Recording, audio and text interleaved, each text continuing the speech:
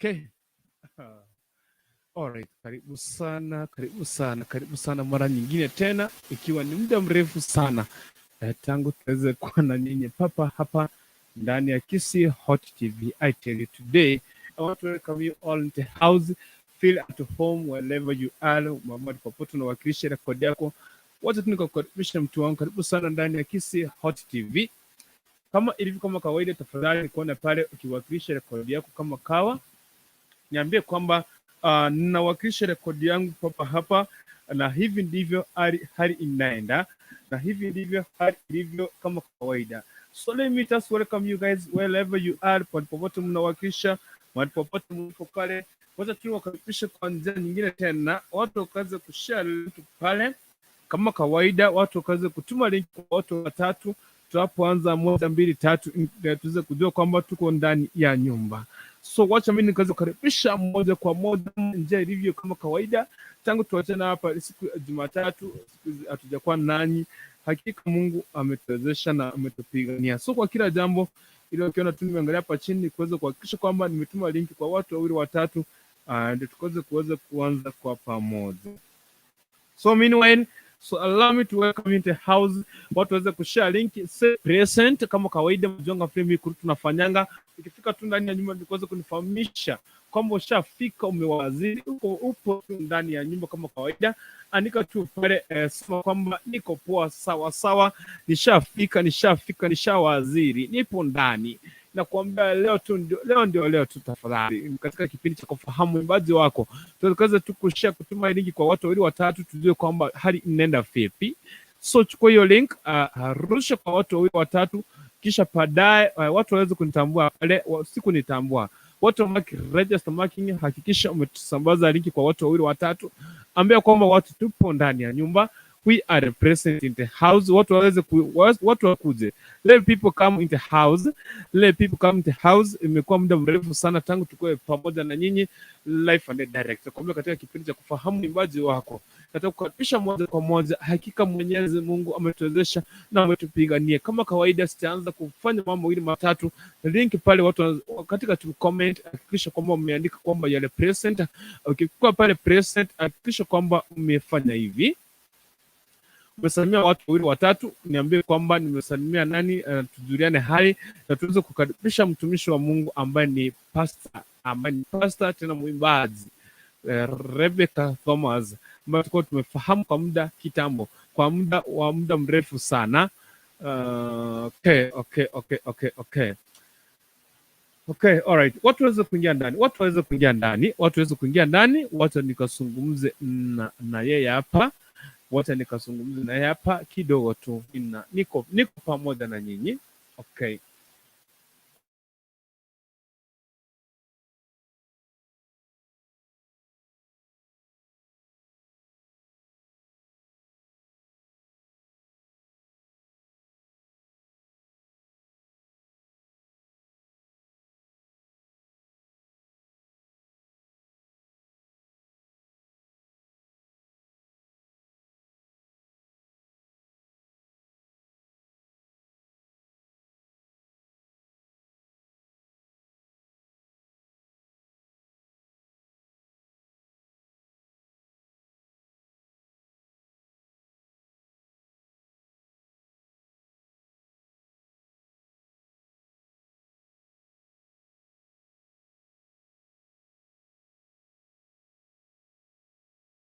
Okay, samahani sana, nilikuwa nazungumza na mgeni wetu. Pastor Rebecca Thomas, ambaye tumefahamu kwa muda mrefu sana katika ile miaka ya kitambo, ile miaka ya enzi. Hey, I tell you. So if you're in the house, if you are present, say I'm present, sir. Here I am today. So what was pale sauti vipi? Doris tatu. Sauti ipo. Nilikuwa nazungumza na simu na mgeni wetu, tukaanza kumwelekeza aweze kufika. So kama pastor umeshafika pale, karibu sana. I want you to see you. I want you to show the love of our mom. the big up musician ambaye amelea watu wengi sana katika hii gospel. Yupo papa hapa. Atakuwa na jaja ndani ya nyumba katika muda usiokuwa mrefu sana. lakini ila tu nataka tu tuweze kumkaribisha moja kwa moja. Let us welcome our dear pastor. Alikuwa ameanzia mbali sana. Ile miaka nikiwa mdogo sana nilikuwa nasikia wimbo wake, nyimbo zake zilikuwa zimevuma sana, na hivi leo zinavuma sana na kuambia. So tunataka kufahamu safari yake ya uimbaji, alianza vipi akafikia wapi. Ila tu kama tutafanya kama kawaida, nitamshukuru tu Mwenyezi Mungu kwa kila jambo na kwa kila nafasi ambayo ashatutendea katika siku hii ya leo. Hakika Mungu amekuwa mtakatifu na Mungu amekuwa mwaminifu. So kwa kila jambo wacha tushukuru tu Mwenyezi Mungu kwa kila wakati.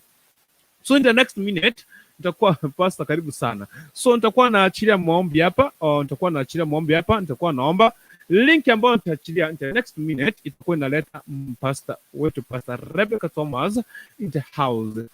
Hatungekuwa na live papa hapa kwa sababu ya ile hali ya kutosafiri ama hapo mbali na Kisii. So unaona, so ingekuwa tu na shughuli mingi sana. So mkaniruhusu nikaweza kumtukuza Mwenyezi Mungu na kuweza kama Mungu kwanza pamoja na sisi.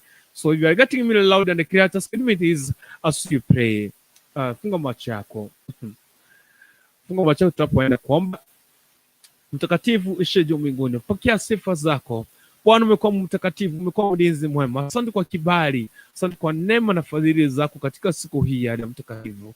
Katuwezesha, katupigania kutokana na shida mbalimbali mtakatifu. Mungu umetuwezesha kutokana na mitego ya shetani. Ukatushika mkono Bwana. Wacha kuhimidiwa milele, wacha kutukuzwa milele kwa kila jambo na kwa kila wakati. Wakati utapenda kwanza katika kipindi cha kufahamu uimbaji mtakatifu, tuko na mtumishi wako ambaye papa ameweza kueneza nchi ya miaka ya zamani mpaka hivi leo Bwana.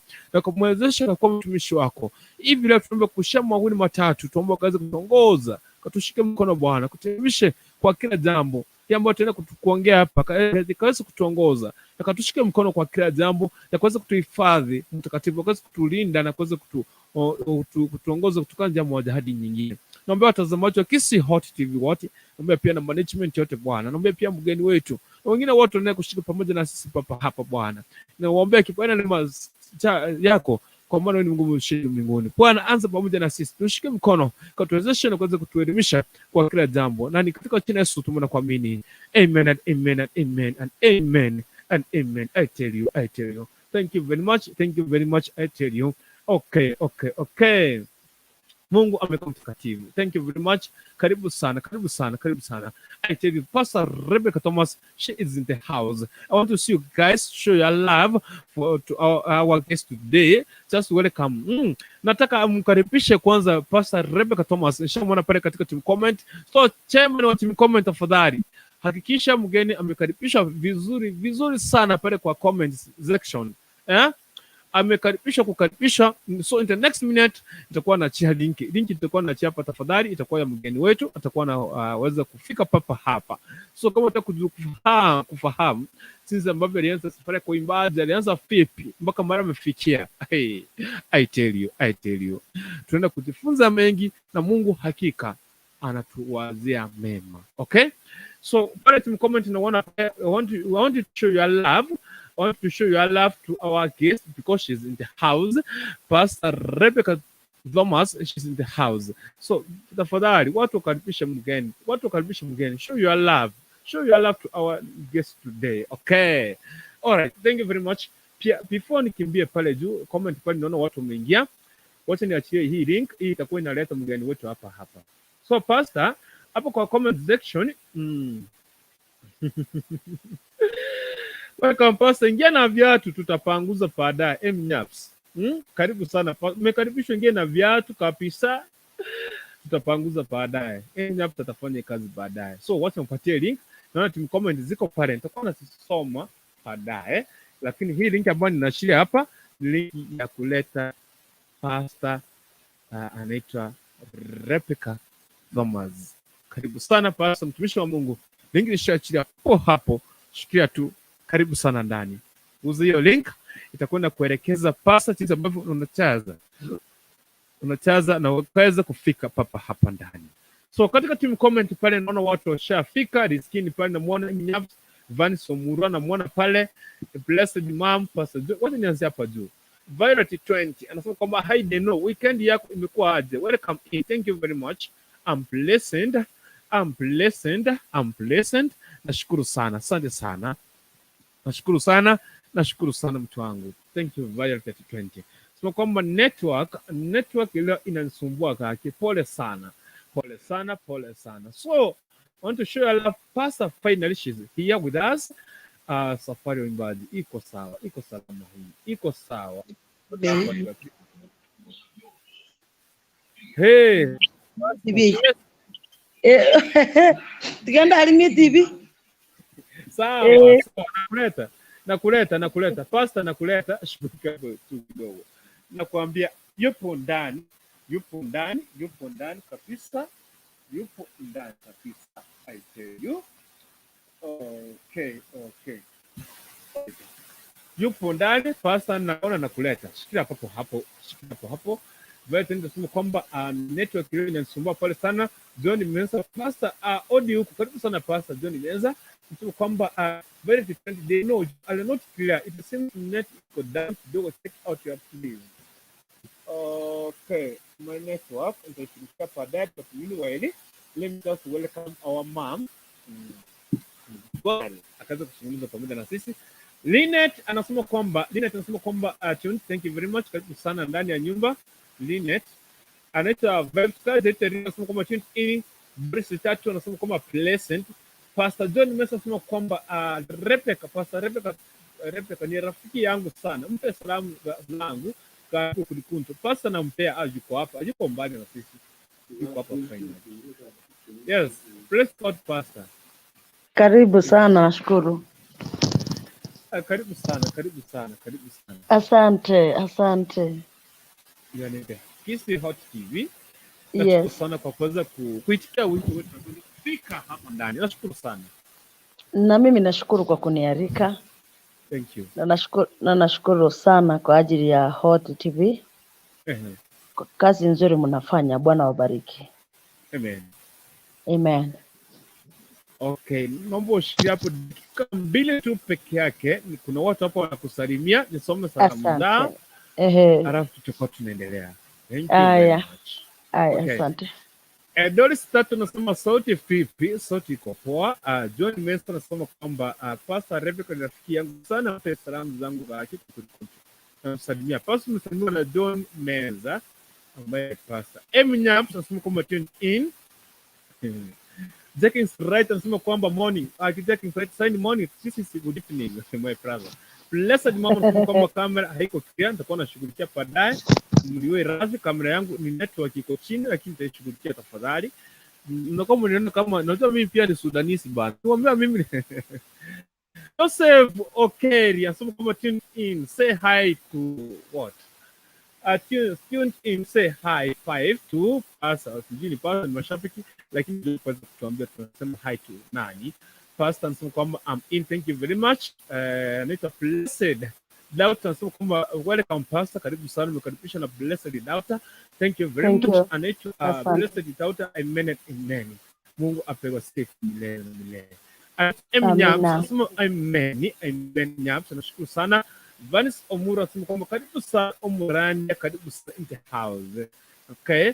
Nyams anasema kwamba welcome Pastor, ingia na viatu, tutapanguza baadaye. Nakwambia watapanguza baadaye. Thank you so much. Thank you. Iskini. Tutakaribisha Pastor, tutapiga fine. Tunga sana. Joseph Sabugi anasema kwamba pamoja Pastor Rebecca Thomas, thank you very much. Wallington kwamba I'm back. Karibu sana my brother, long time tumepotea sana. Anita Wallington anasema kwamba your voice is not clear bro. My voice is clear here. Let me tell you my brother. Wallington. Yes, okay, thank you. Wallington, I see I'm loud and clear. Joseph Sabugi tuned in, thank you very much. At Violet Trent anasema kwamba check your camera this day. Tutakuwa nashughulikia baadaye. Tutakuwa na cameraman, tafadhali kuja hapa aweze kushughulikia, nimemwita na kuja. Jackins Red anasema kwamba leo kamera imetuangusha. Cameraman tafadhali come here and make something here. At Violet Trent anasema kwamba chairman I'm in. Thank you very much. Karibisha hapa mgeni chairman. Mbona unalala darasa? Welcome in my mommy feel at home. Okay. You have a daughter here, Melody 20. Thank you very much. Anasema kwamba hallelujah. Liskin, thank you very much. Eminyaps, I see you, chairman. Thank you very much. Thank you very much. Jackie Tusreda anasema kwamba karibu sana pastor, mimi kama chairman wa team comment nimekukaribisha, karibu sana. Chairman, tunashukuru sana. Haliskin anasema kwamba pastor, welcome, feel at home. Thank you very much. So live on the direct pastor, tunafunga microphone pale, kumaanisha kwamba okay, akifungua anampatia nafasi,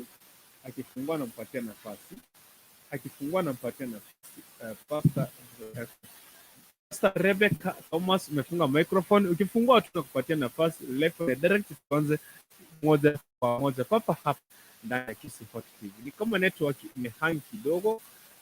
Pastor, yes. Unmute your mic now. Karibu sana mtumishi wa Mungu. Unmute microphone hapo chini mahali ulivuza. Kaifungua hapo chini. Okay. Yes, hapo. Yes, welcome. Asante sana, nashukuru. Yes. Labda kabla tutaanza mtumishi wa Mungu, ningependa kaze kusalimia watu. Watu wapatie salamu wa pale nyumbani sometimes. Salimia pale kanisa watu wa Nairobi. Kisha baadaye tutaanza. Asante. Nataka nishukuru sana kwanza kwa kunikaribisha na kunitambua. Hata kutambulika ni neema na kibali. Na hivyo nashukuru. So sijui kama mungenikubalia niombe tu ili na mimi niingie. Asante. Yes. Baba mtakatifu, Mungu wetu, tunalibariki jina lako jioni ya leo, maana umekuwa Mungu mtakatifu, muweza mambo yote. Umetuwezesha mchana wote tulipokuwa kwa ibada, umetubariki na umetuonekania. Tunapoenda kuingia katika hii kipindi na watu ambao watatusikiza, watatutazama, Jehova ninaomba wabarikiwe. Naomba kibali kwa kila moja ambaye atakayesikia ushuhuda huu, ukamchenge mahali na ukamtie moyo wa kuendelea, maana Yesu uko leo, jana, leo na hata milele. Ndiposa tuko hapa kutangaza yale makubwa magumu ambao umeyatenda katika maisha yetu. Asante kwa ajili ya mtazamaji, asante kwa ajili ya studio yote, neema yako itutoshe kuanzia sasa na hadi kule mwisho. Ni kwa jina kuu la Yesu Kristo tumeomba na tumeamini. Amen. Amen. Thank you very much. Asante. Thank you. So, without any further ado, just allow me, Celestine Nyagaka, I see you, the skin in honor. Thank you very much for coming in. So, we want to start live from the direct. Papa, tutakuwa nampata tu pastor, lakini kwa tunamka kidogo. Lakini tunaanza tu live from the direct. So, pastor, karibu sana. Yes. Kwanza tuambia watu kwamba wewe ni nani? Kwa maana jina lako nimevuma sana tangia mimi nikiwa mtoto mdogo sana mpaka leo watu lipo. Umeseka. Okay. Kwa majina kamili yangu, majina ya Haidi yangu ni Rebecca Thomas. So, kuna wale maybe wanafikiria kwamba Rebecca Thomas ni jina ya stage, lakini nataka niwahakikizie kwamba hilo ni jina yangu la Haidi na ni jina yangu ambao nilipewa na mama na papa nikiwa Rebecca, na wakati nilipata ndoa nikaongeza Thomas. Thomas ni mume wangu. Na nashukuru Bwana. Umbali huu wote nimekuja na hilo jina linaitwa Rebecca Thomas. Is now 22 years down kwa huduma. So nafikiri kwa introduction niko sawa hapo. Iko sawa, lakini tuambie kwamba nyumbani wapi pale? Nyumbani kabisa umezaliwa wapi? Unapata watu nyumbani, unapata pia wewe ni wa nyumbani bana. Ni kweli kabisa. Mimi nimesaliwa Matorora. Wenyakoni, mahali musiki ilisaliwa. So unapoona waimbaji wasuli, waimbaji mashuli wa secular na gospel wote wanatoka Wenyakoni. Hapo ndipo nimesaliwa. Ni karibu na Ekerubogetai, ni karibu na Sotike Hesitate, ni karibu na Ikonge, ni karibu na Mkomoni. So hapo unapochezea hiyo area unaweza kuwa umenijua. Na nikaolewa mahali panaitwa Bogichora Ramba. Ramba iko mbele ya Konate. Ukifika Konate enda mbele kidogo, kona moja utapanda mlima hapo kidogo. Mimi ndio nimesuia hewa hapa juu.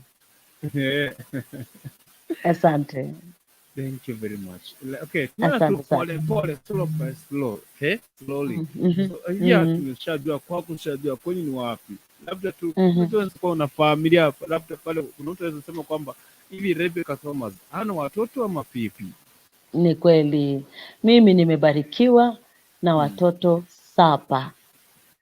So mimi ni mama wa watoto 7. Nimezaa na watoto 3, na watoto Yes. wengine 4 ni wangu. So usiulize maswali. Yes. Aha. Hata kuna So mimi mwingine alikuwa hapa.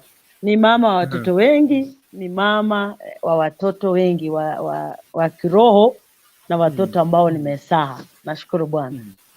Aha. So, tunaenda tu pole pole, maswali tutaenda tu nayo. So, what before ni kupatia nafasi kueleza. So, Kweli. mchezo ni nani? Labda tu tuambie kwamba hii muziki ama uimbaji umeanza tu kwa mwaka gani? Kwa maana mimi nikapata tu wimba pale. Sikia tu nyimbo zako. Aha.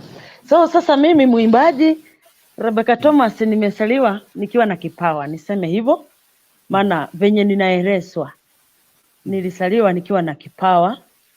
Nilikuwa naweza kukariri maneno ya kichwa kwa Biblia na nikasoma vifungo vingi sana kwa kichwa nikiwa mtoto. Kulingana na ripoti ya wazazi wangu ambaye nilipoteza mama miezi 4 imepita, lakini bado niko na papa ambaye ni mchungaji wa kanisa la Kilutheri. So huduma sijaitoa kwa hapa tu, huduma nimeipata kwa wazazi. Baba yangu ni mchungaji na ndio maana nikasema kwamba huduma hii nimeitoa kwa baba. Niliposaliwa anasema nilizaliwa na kipawa. Nilipofika class 2 nikaanza kuonesha kipawa. Yes. So nikafika class 7. Wimbo wangu wa kwanza nilikombozi nikiwa class 4, standard 4. Nikakombozi wimbo ambao uliweza kuimbwa na kanisa la Kilutheri ya Matorora ELCK Church. Tukiwa na imbaji. Huo ni mwaka ambao ni 91 kwa sababu nikiwa class 4 nikaongeza miaka 3 nikaimba rekodi yangu sasa nikiwa class 7. That was 95. So kutoka 95 nimetoa kanda yangu ya kwanza, ilikuwa inaimba utole kangoleo nogo kwangoleo na yeo na chole bono asimulabere. Hiyo wimbo ikaiti sana, lakini ni kwa sababu nilikuwa mwanafunzi wa primary. Kupromote ikawa ni shida. Na maybe niseme my background was not so good, yenye ingeweza kunisponza huo wimbo ukatokea kwa watu. So ikabidi kwamba huo wimbo nimetolewa na producer. Wakati huo tulikuwa na maproducer yenye alikuwa kusimamia uende studio urekodi na akikuja auze CD ama auze kaseti. Wakati huo tulikuwa na kaseti. So kaseti zilikuwa zinauzwa, ama ninaenda kuimba kwa mahali kuko na camp, mahali kuko na maharusi, mahali kuko na sherehe zozote, nitaenda niimbe, lakini kaseti nitauza pesa zote nipelekee producer. Kwa sababu akinipea atanihesabia, niambie nimekupatia kaseti 100, so enda uuze uniletee pesa. So nikawa niko nitabenga musumba for that time. Nilifanya hiyo kazi mpaka nikamaliza primary nikiwa katika hiyo hali, maana nikienda kumaliza class 8 tena nikatoa fomu yangu ya pili. So uimbaji ukakuja hivyo. Baada ya class 8 maisha ikawa ni ngumu zaidi, yenye ieleweki, auchui inatoka wapi na inaenda wapi, lakini kipawa kipo bado. Nikiimba mahali watu wanasema kweli mwimbaji ameimba. Na nashukuru Bwana alinishikilia katika hiyo kipindi kigumu mpaka aka make sure nimekuwa mtu mahali nilipo sasa. So wakati nilimaliza class 8 nilienda kuchuna chai estate.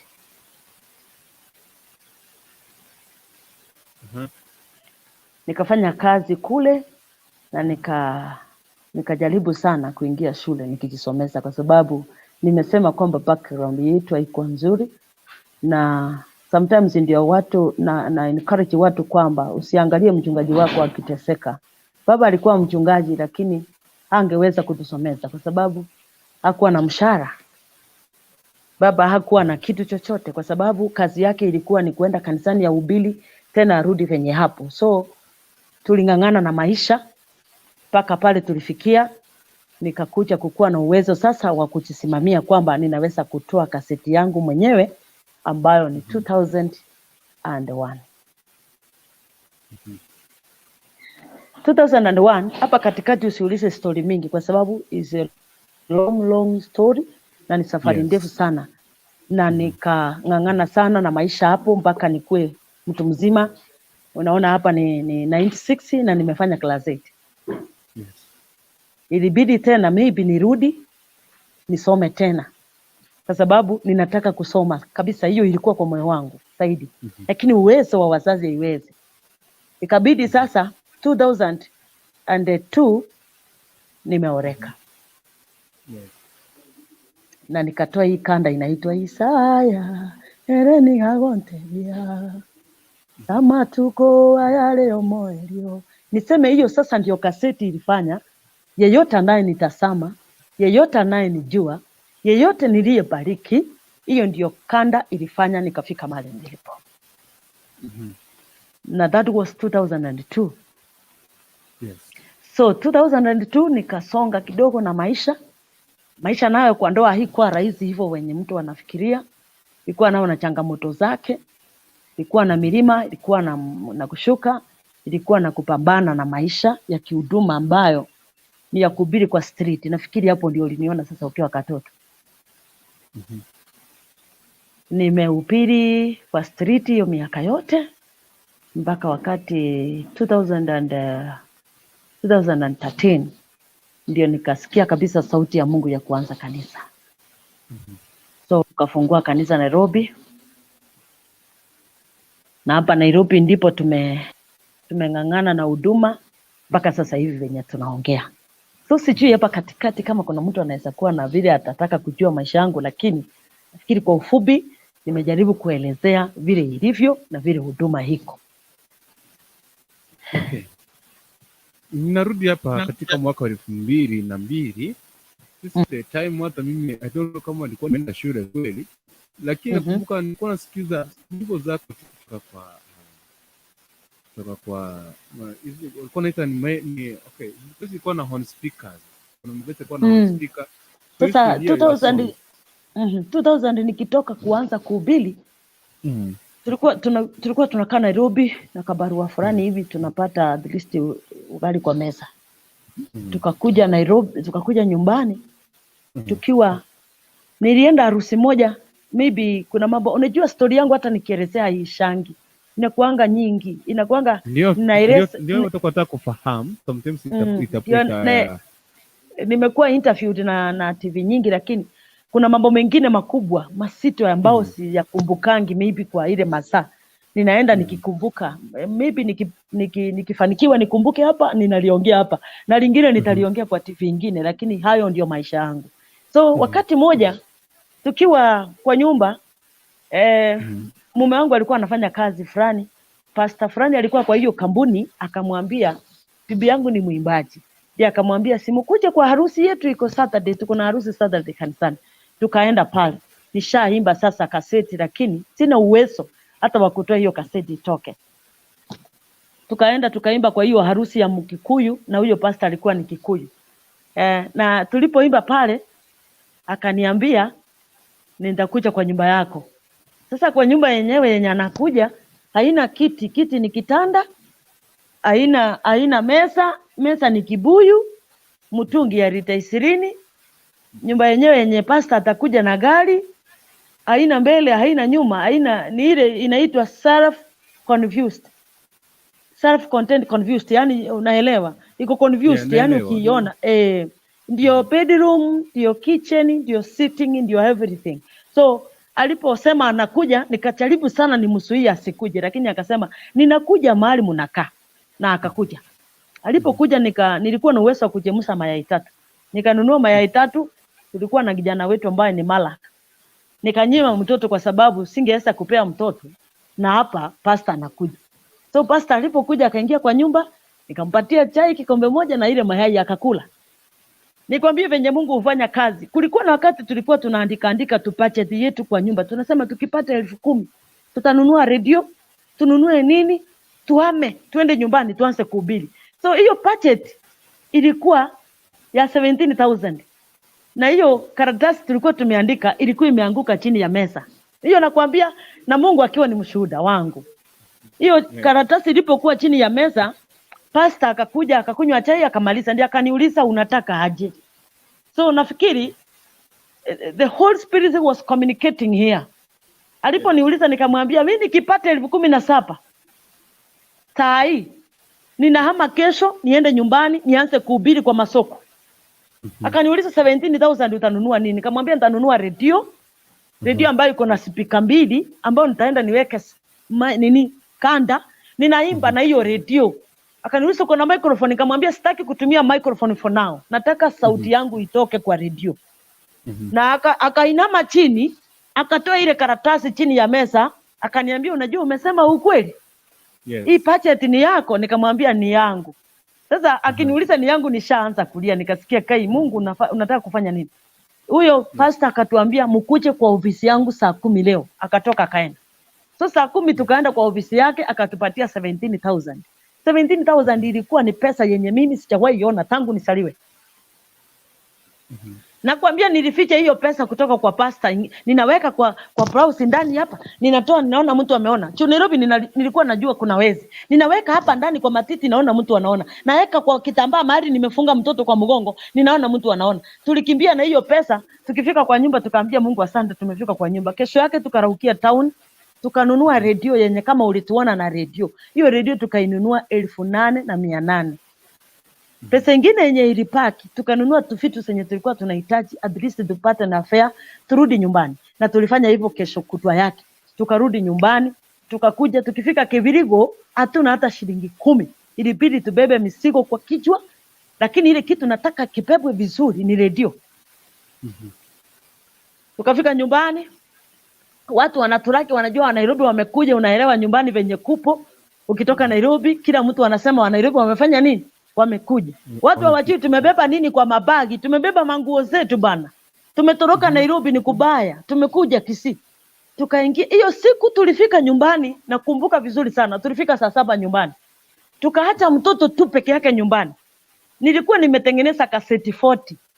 Tukarudi Kibirigo, ilikuwa market day, ilikuwa na Tuesday. Tukarudi Kibirigo na ile radio yetu, tumeifanyia testing. Tulikuwa na my brother anaitwa Andrew, tukafanya na mume wangu watatu. Sasa tukasema turudi sokoni tuuse CD. Hatujui tunaenda kuongelesha watu waje, maana hatuna microphone, lakini tukiweka ready kiimba at least yule atasikia, maybe atabarikiwa na atachukua kaseti. Hivyo ndivyo tulienda Kibirigo. Sasa ilikuwa kasi kibarua hapa. Tulikuwa tumetengeneza tu poster ka paper, hii karatasi ya kawaida hii. Hii inaitwa unaweza toa kwa A4.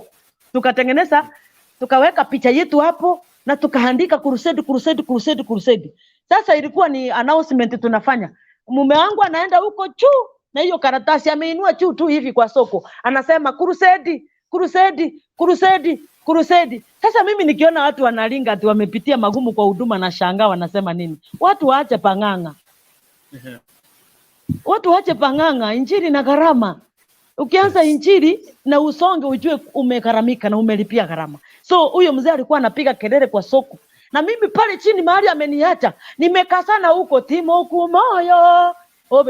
kumoyo. Nakwambia tulikuwa tunakusanya watu wanajaa, lakini hatuna maiki ya kuongea.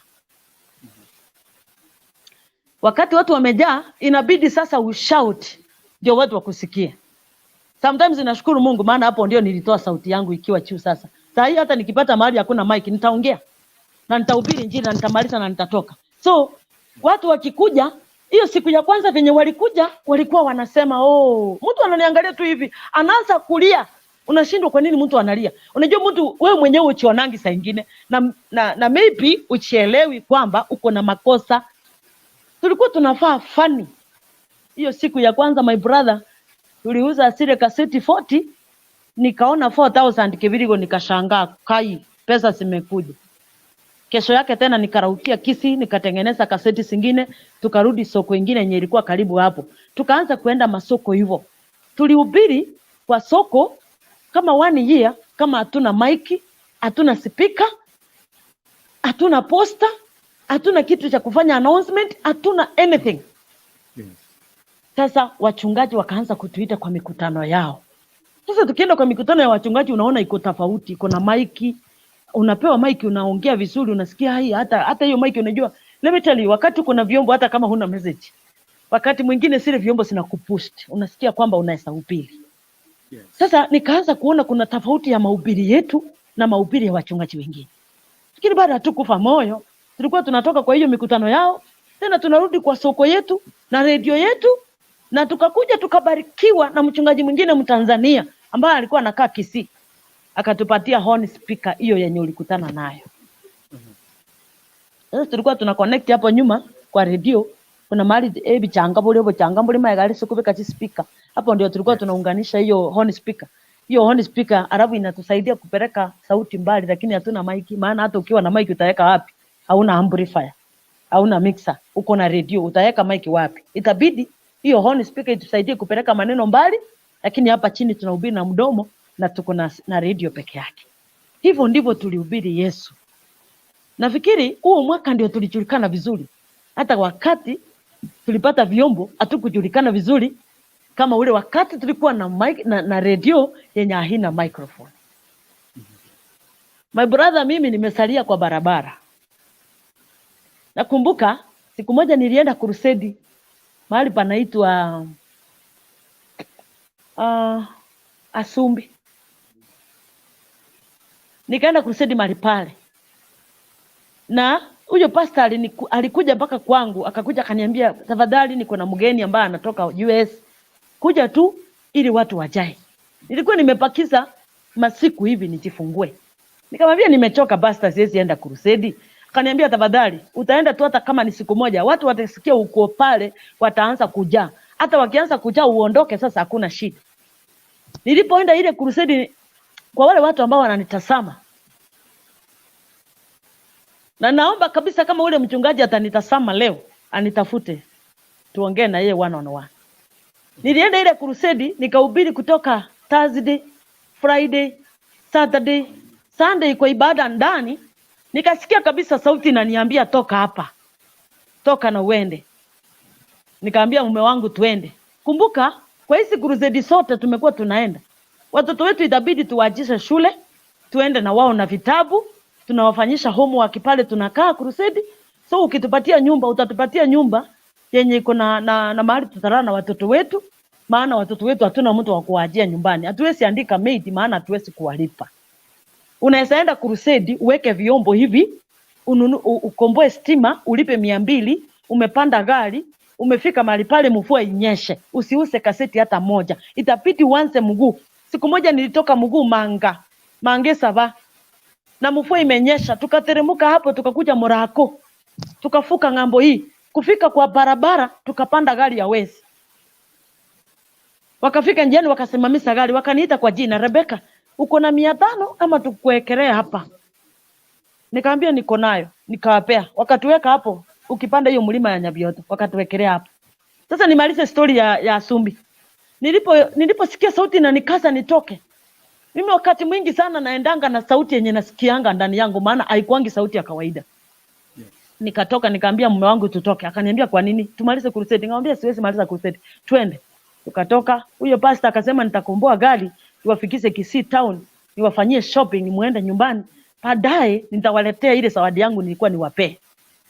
Tukatoka pale, tukafika nyumbani, mvua imenyesha, mahali tunashuka gari ni mbali sana, tunatembea about 4 kilometers ndio tufike nyumbani. Nikatembea na hiyo mimba yote. Mimi sijasikia chochote. Kufika kwa nyumba saa 5 hivi, pain ya reba ikaanza. Nilimaliza crusade saa 8 ya mchana, nikajifungua saa 8 ya usiku. Niseme hivi hadharani leo, nimekuwa mchungaji sasa kwa miaka 6. Na ninaomba Mungu anisaidie nisitumie mwimbaji yeyote vibaya. Yes. Kwa sababu nilipo saa kesho yake nilipigia ule pastor nikamwambia, unajua nilibarikiwa usiku. Akaniambia what? Nikamwambia yes, niko na mtoto kijana na nimemuita Praise. Kumbuka si kufika hospitali. Mvua imenyesha, hakuna gari inaenda hospitali saa hiyo usiku, hakuna taxi utaita, hakuna njia utafika kwa barabara mahali kuko na matatu, na matatu iwezi pita hiyo saa 8 ya usiku. So ilibidi nijifungulie kwa nyumba, na hiyo miaka yangu yote hivyo. Kesho yake asubuhi saa 12 nikapikia ule pasta, nikamwambia pasta, kama unaweza nisaidia hata kama ni 2,000 at least nichipangie, maana nimejifungua. Pasta aliniambia nitakuja peke yangu mpaka nyumbani. Mpaka leo hii tunaongea hivi, hajawahi kuja na sijui kama atakuja kesho. Huduma yangu haikuwa ya kucheka. Hakuna siku nilifanya huduma ya kucheka. Huduma yangu ilikuwa ya machozi. Na nilingangana sana. Sikufa moyo, sikuacha injili. Niliambiwa maneno mengi. Injili ya barabara iko na kukejeli kwingi, wacha niseme hivyo.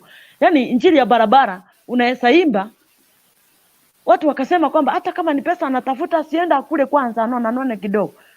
Sasa nilikuwa naimba huo wimbo wa Isaya, watu wanajitasia tu, wanasema huyu mama ni mgonjwa. Ila hali damu yangu my blood is clean. So nilipitia magumu kwa injili ya barabara. Mimi watoto wangu wote wawili ambaye ni blessing, nilisalia kwa barabara nikihubiri Keroka, nikamaliza Keroka hapo soko kwa mti chini, nikafika nyumbani nikasaa that night. Mwingine mdogo ndio huyo nilisaa nikitoka crusade ya Sumbi. So mimi nimesalia kwa barabara, nimerelea kwa barabara, nimekuja na huduma yenye aina, naweza sema huduma yangu haikuwa imeonekana na watu wengi. Hata wakati nilikuwa nafika mahali nauliza Mungu, hakuna mtu ambaye nimebariki anaweza nikumbuka hata anibaie vyombo. Hakuna mtu ambaye nimebariki. Maana nilifika mahali nikawa nina kanzo ndoa. Mungu alinipa kipawa ya kukanzo ndoa. Nimekanzo ndoa mingi sana.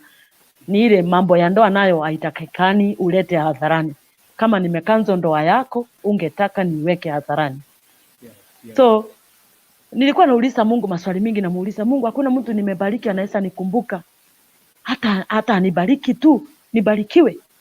Nikakuja nikanunua gari nyingine, ilikuwa inaitwa Lanza, inaitwa Lanza.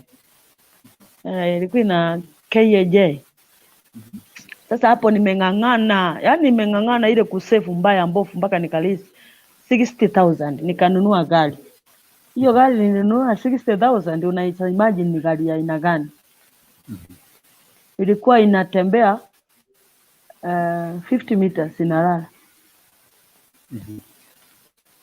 Yani ikitembea kabisa iende 1 kilomita, yani unashukuru Mungu imetembea. Sasa hiyo gari nayo ndio ilitufanya tukarachoka. Yani tukarachoka bone gari ikatukura kweli kweli, kwa sababu yani tulikuwa na ule moyo wa kusema tutengeneze gari yetu tuende kuhubiri nayo. Ikaturudisha nyuma ile hatua nyingine mbaya mbofu kabisa. So nimekuja na huduma hivyo. Imefika wakati Mungu ametubariki tena kidogo, tukanunua kagari kingine kanaitwa Maruti.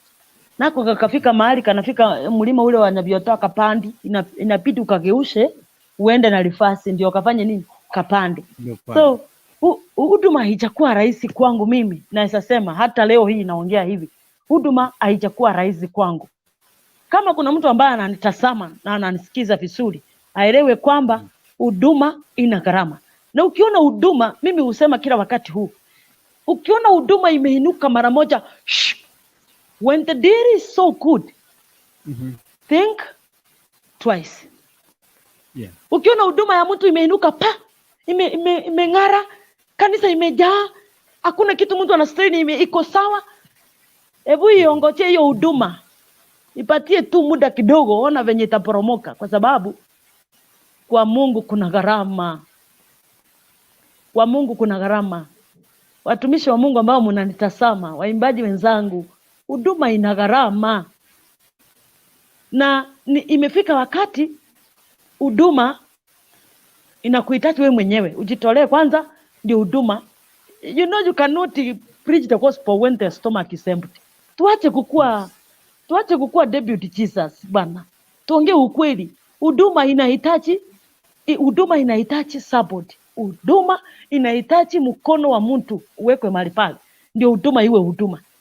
Raha si hivyo, hiyo huduma itaenda tu ikiyumba. Ndio maana unaona wachungaji wengi wanakufa maskini. Ndio maana unaona wachungaji wengi ni waongo, wanasema kuja nikutapirie. Hata yeye huyu mwenye anatapiri alianza vizuri, alianza vizuri na alisikia kabisa ameitwa aanze kuhubiri. Lakini keri nchara yarorase. Keri bintu byangira abana baseri kukuruki skuri sikobale.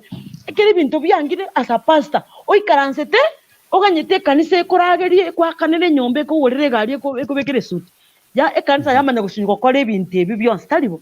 Kandi bono ukwire to ayenga ki tingo chikokoraga simisiri, tingo chikoni chabatinjera, tingo enda koni mali, tingo enda koni mutumba ama pastor ama servant, tingo chikokora bintebi na bokwire tabugo on your way you kwire tabu njira abugo chiabu so kwire teigo ebintu byasareka ebintu kiagera.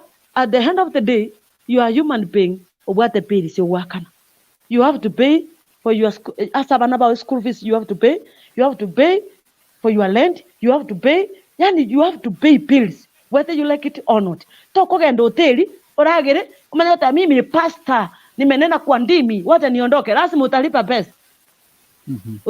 Utaambiwa ujinga utawacha, lipa pesa. Uchungaji wako peleka mahali utapeleka. So ndio maana unaona wachungaji wengi wanaanza kudevelop kitu ya kusema kwamba nitatapili uongo hata kama sitasikia roho wa Mungu akisema, nitasema roho amesema ili watu waogope wanipatie pesa. Okay.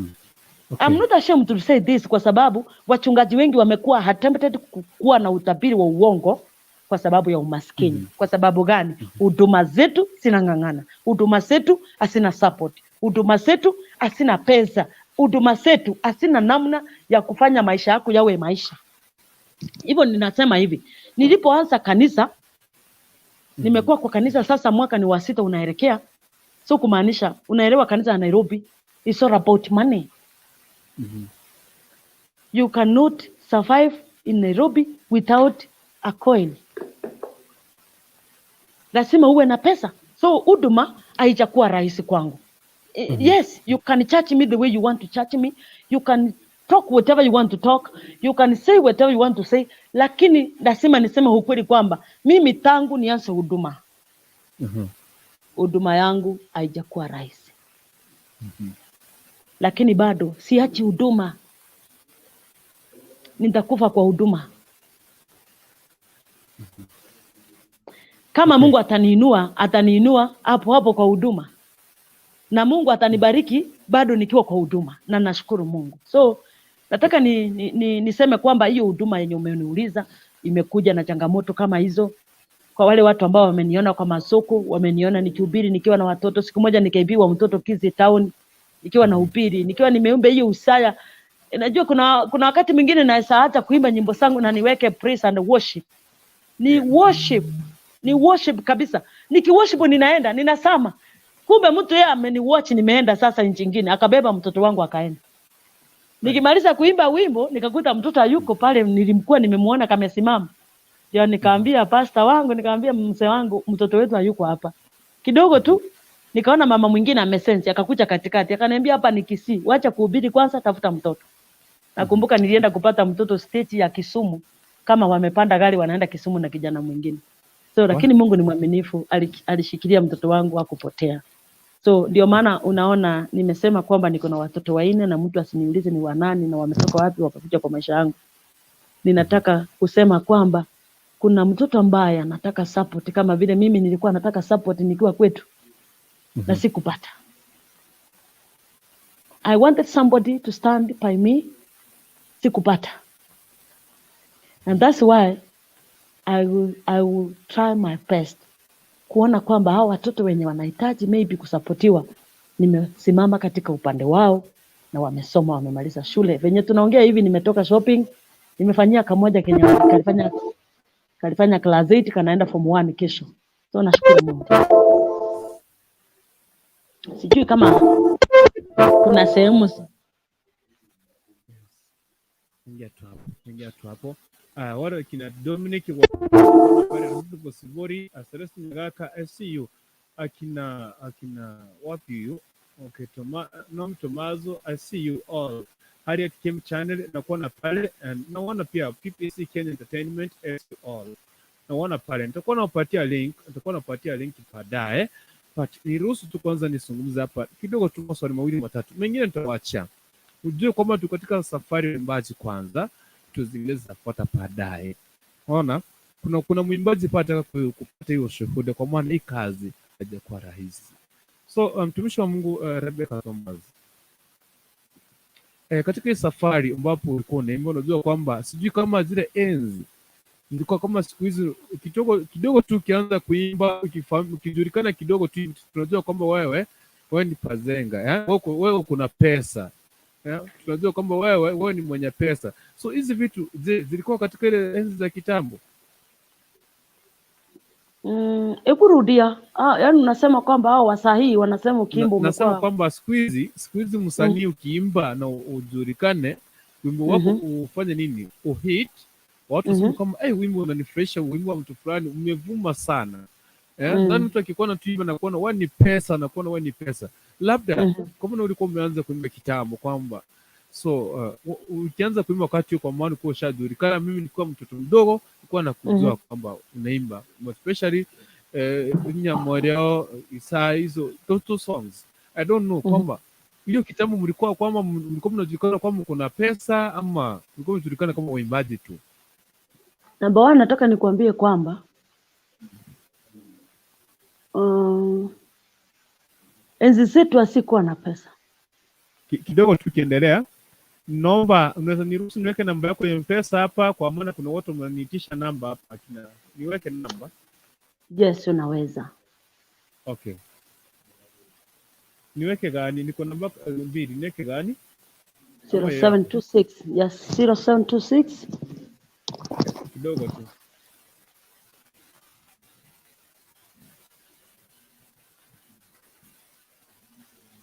Kidogo tu.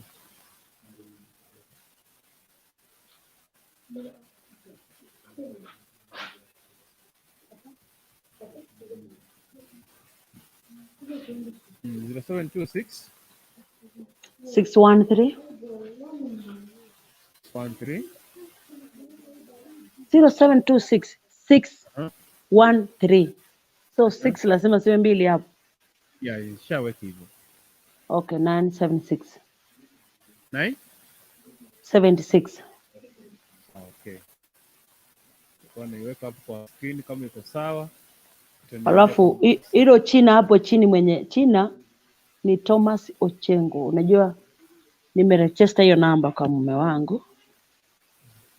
Okay.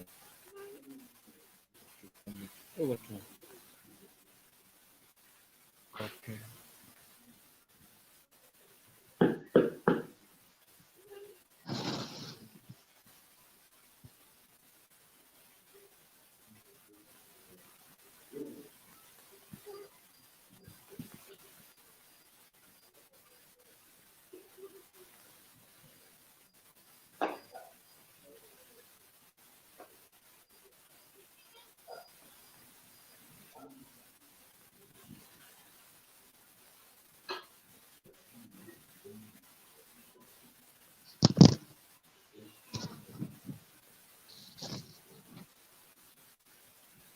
Ochengo?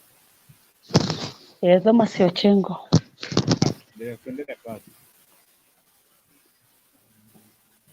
Sorry? Tunaendelea namba na hapo kwa screen in the next 1 minute. So tunaendelea mbele. So kitambo pesa zilikuwa. Nilikuwa nasema kitambo yetu haikuwa na pesa. Na wakati tumeanza kuona, tuseme tumeanza kuona mafanikio katika uimbaji. Najua mimi siwezi sema juu ya maisha ya mtu mwingine. Nasema maisha yangu mimi na huduma yangu. Yenda ikawa mtu anaweza uliza, huyu mama alianza kuimba kitambo sana, mbona bado anasema huduma si rahisi? Ninasema maisha yangu mimi, kwa sababu mimi kwa huduma yetu hatuna kazi nyingine kando ya huduma. Yes. So kwa kazi yetu mimi na mzee wangu ni huduma peke yake. Huduma hii ilipofika mahali inaanza kuonekana kwamba mchungaji anaweza kukuita kwa huduma na maybe akubariki. Mtu anaweza itwa road show uende, mtu anaweza itwa matanga uende. Huyu mwenye amekuita kwa matanga akubariki na kitu, already watoto wamenishika. Watoto wako secondary, watoto 6. Yes. So hapo wesi inuka, upende usipende. Yes. Because unategemea tu kitu kimoja. Kirete haya mambo yote yafanyike. Uishi, ufae, utembee, ufuel, ufanye vitu vingine vyote vinavyotakikana kwa huduma na usomeze. So niseme kwamba nyakati zetu za zamani, wale ambao mnaweza sema kwamba alianza kitambo. So niulize, kitambo ni gani unamaanisha? Wakati nilikuwa naimba, ninauza CD 5, kaseti 5 kwa soko. Hizi CD 5 nimeuza niko Magena. Na ninarudi wapi? Nyamira. Yes, nimeuza 500. Nimeupilia watu kama 1000 wamesimama kwa mkutano wangu. Mtu akipita atasema, "Kai, si kuna mkutano hapa." Watu 1000 wamesimama kwa mkutano. Lakini nikishasema amen ya mwisho na nisime vyombo, ninabaki mimi na mzee wangu na ndugu yangu. Sasa kutoka Magena itabidi ujitetee. Utafika aje Nyamira? Wacha nikuambie na pira aibu. Sisi tulikuwa tunaingia kwa poma yoyote, tunapisha, hatujui ni wachawi, hatujui ni watu wazuri, lakini usiku umetupata ni saa 3 na tuko Magena, Umachoge, tunaenda Nyamira. Hatuna pesa ya kulala kwa hoteli. Tafanya nini? Ilikuwa tuingie kwa nyumba yoyote, ama pale kwa soko tushikilie mtu tumwambie tunaenda kulala kwako, na tunamrasimisha tu. Tunaenda kwake, tunalala, atulishe hiyo usiku, kesho ifike ndio tena tuanze tena maisha mengine. So hivyo ndivyo maisha ilikuwa ngumu, kwa sababu yani ile kaseti ulikuwa unauza hata ufiki na fare yako haikufikishe nyumbani. Inabidi tena uwe na madeni maybe ndio ufike nyumbani mahali ulitoka. Hiyo ndio huduma tulifanya. Niseme kwamba huduma ya samani haikuwa na pesa. Ya saa hii mtu anaweza imba wimbo na hiti haraka sana, aanze kuitwa mikutano mikubwa ya rais, mikutano mikubwa yenye inalipa pesa mzuri, unaona? Yes. Na ni lazima tukubali na nyakati na majira, lazima tukubali. Wakati nilikuwa naimba hiyo wakati wangu, maybe I was alone kwa kiwanja. Acha nikwambie, Mungu hawezi kukupatia kitu ukaa huko milele mpaka Yesu arudi. Ndio maana nasema nimeingia kwa uchungaji. Mungu anakuchukua hatua kwa hatua. Sasa kama Mungu aliniinua, nikainua watoto wengine ambao ni wa kiroho nimesaki, si yote waimbaji. Akina Otiso, akina Feni, akina nani wametoka kwa mikono yangu. Wameinuliwa. Kama wameinuliwa, itabidi Mungu akupeleke kwa uchungaji, uachie waimbaji kiwanja. Ono matingu chana kumnya bantu bako chako umuntu kulikana ki maybe usina sararo le post gite etalengetia mangana tukukwa naga mayotenga ngaga sinyugotera togotera pakukwero ngoten ngende ni nyimbo ngotenga bara I can't. Usabano tingotenga baka bonega by the way boni gwise konyora ngotenge chiro na ndebo ni ganga nika setting koni aitaleta ushuhuda na haitapea hata Mungu china, kwa sababu nimeuza CD kwa soko nikamaliza. Mungu akanipeleka nikawa mchungaji. Niko kwa uchungaji sasa. Kama kuna kitu kingine kitakuja, Mungu atakiekelea juu. Yaani wacha tuinuliwe from one glory to another. Niseme kwamba nilipokuwa nahubiri kwa soko, nilikuwa 1 chipi. Nilikuwa napima kilo na kuwa 45. Hivyo niko na mimba na niko 45 kg. So watu wanaponiona wanasema, "Hai Rebecca, kumbe haukuwa mzee. Kumbe Rebecca ulikuwa mtoto, kumbe mambo mengi." Ni kwamba kuna wakati Mungu huwa anakukumbuka hata kama ni kidogo tu, anakubariki na kidogo, unaona kwamba uko sawa. So niseme kwamba umbali huo tulikuwa haukuwa na pesa. Saa hii mtu akiniita kwa huduma yake niende, anaweza nibariki. Kama niseme naenda kufuka mwaka for example kwa pasta nani, niseme kama kwa Pastor Muruabe. Kusema kweli akiniita kutoka Nairobi, atanifuelia gari, atanilipia driver, atanilipia hoteli mahali nitalala, na nikiamuka kwenda nyumbani kwangu ataniwekea kakitu kwa bahasha. Na hiyo samani haikuepo. Sijui kama kuna swali lingine. Okay. Sasa wacha tu kwa wale watazamaji wa Kisi Hot TV, kama kuna swali, najua sitaki kuuliza maswali mnasema na wamalizia maswali. Nataka kuachia hapa kidogo, nambari yake ya simu iko papo hapo kwa screen, iko hapo tu. So link nimeweka hapo chini. Kama kuna swali tafadhali, dakika ni 2 peke yake swali na kuondoka. Sawa. So Dominic, jambo.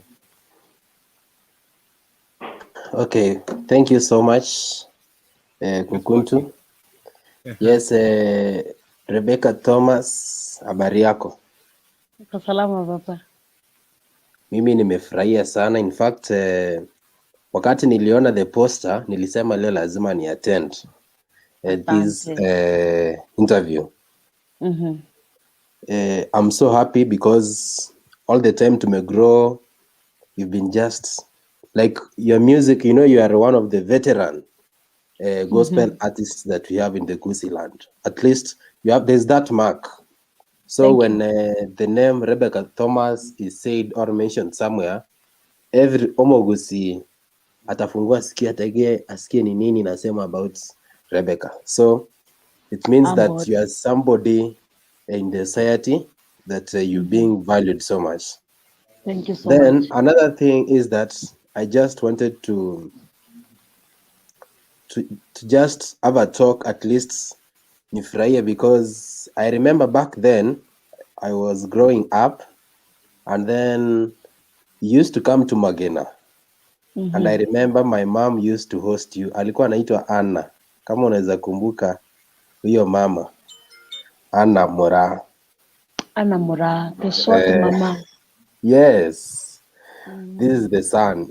So I'm so happy. I'm so happy to see you because we used to stay in our house, we pray together. Wow. So I just remember the journey back then and where we are. I just feel that God is so great. Nimefurahia sana na at least nitapatia mami namba kwa sababu anauliza Rebecca ako wapi, at least nimuone nimsalimie jameni. So thank you. I'm so happy. It's an emotional moment, but we just have to thank God. And then nikimalizia maybe I just request, I don't know kama nitachukua hii namba hapa ndio ni call and then we'll keep in touch. Yes. Because I also need to meet your son because tulikuwa tuna grow na yeye pia. Amina. So ningependa kwamba kama host atakubali aweke namba yangu ya WhatsApp hapo. Yes. It will be better. Yes. It will be better, and because nimesikia uko Nairobi, we'll just link. Niko Nairobi pia, nikutembelee pale.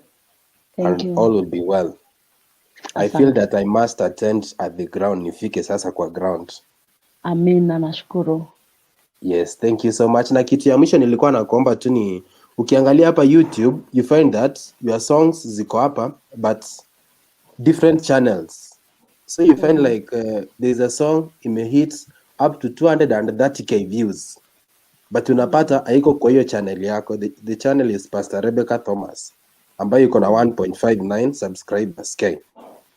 So I think like maybe najua saa hii mtu akiona kitu yote inahusu Rebecca Thomas kwa internet lazima click. That's why unapata hizo zingine zimeenda juu sana. The views they are so high. So and I think there's somebody who's benefiting using your music. So it's better you work on it. At least you remember your mama and then uzi-upload kwa nini yako your new YouTube channel, kila kitu isonge pamoja. Thank you so much.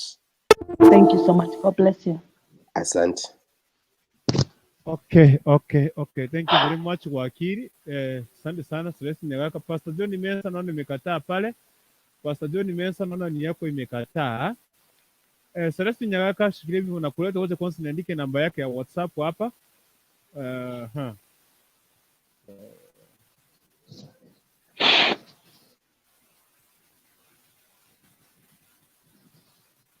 Ndio tu.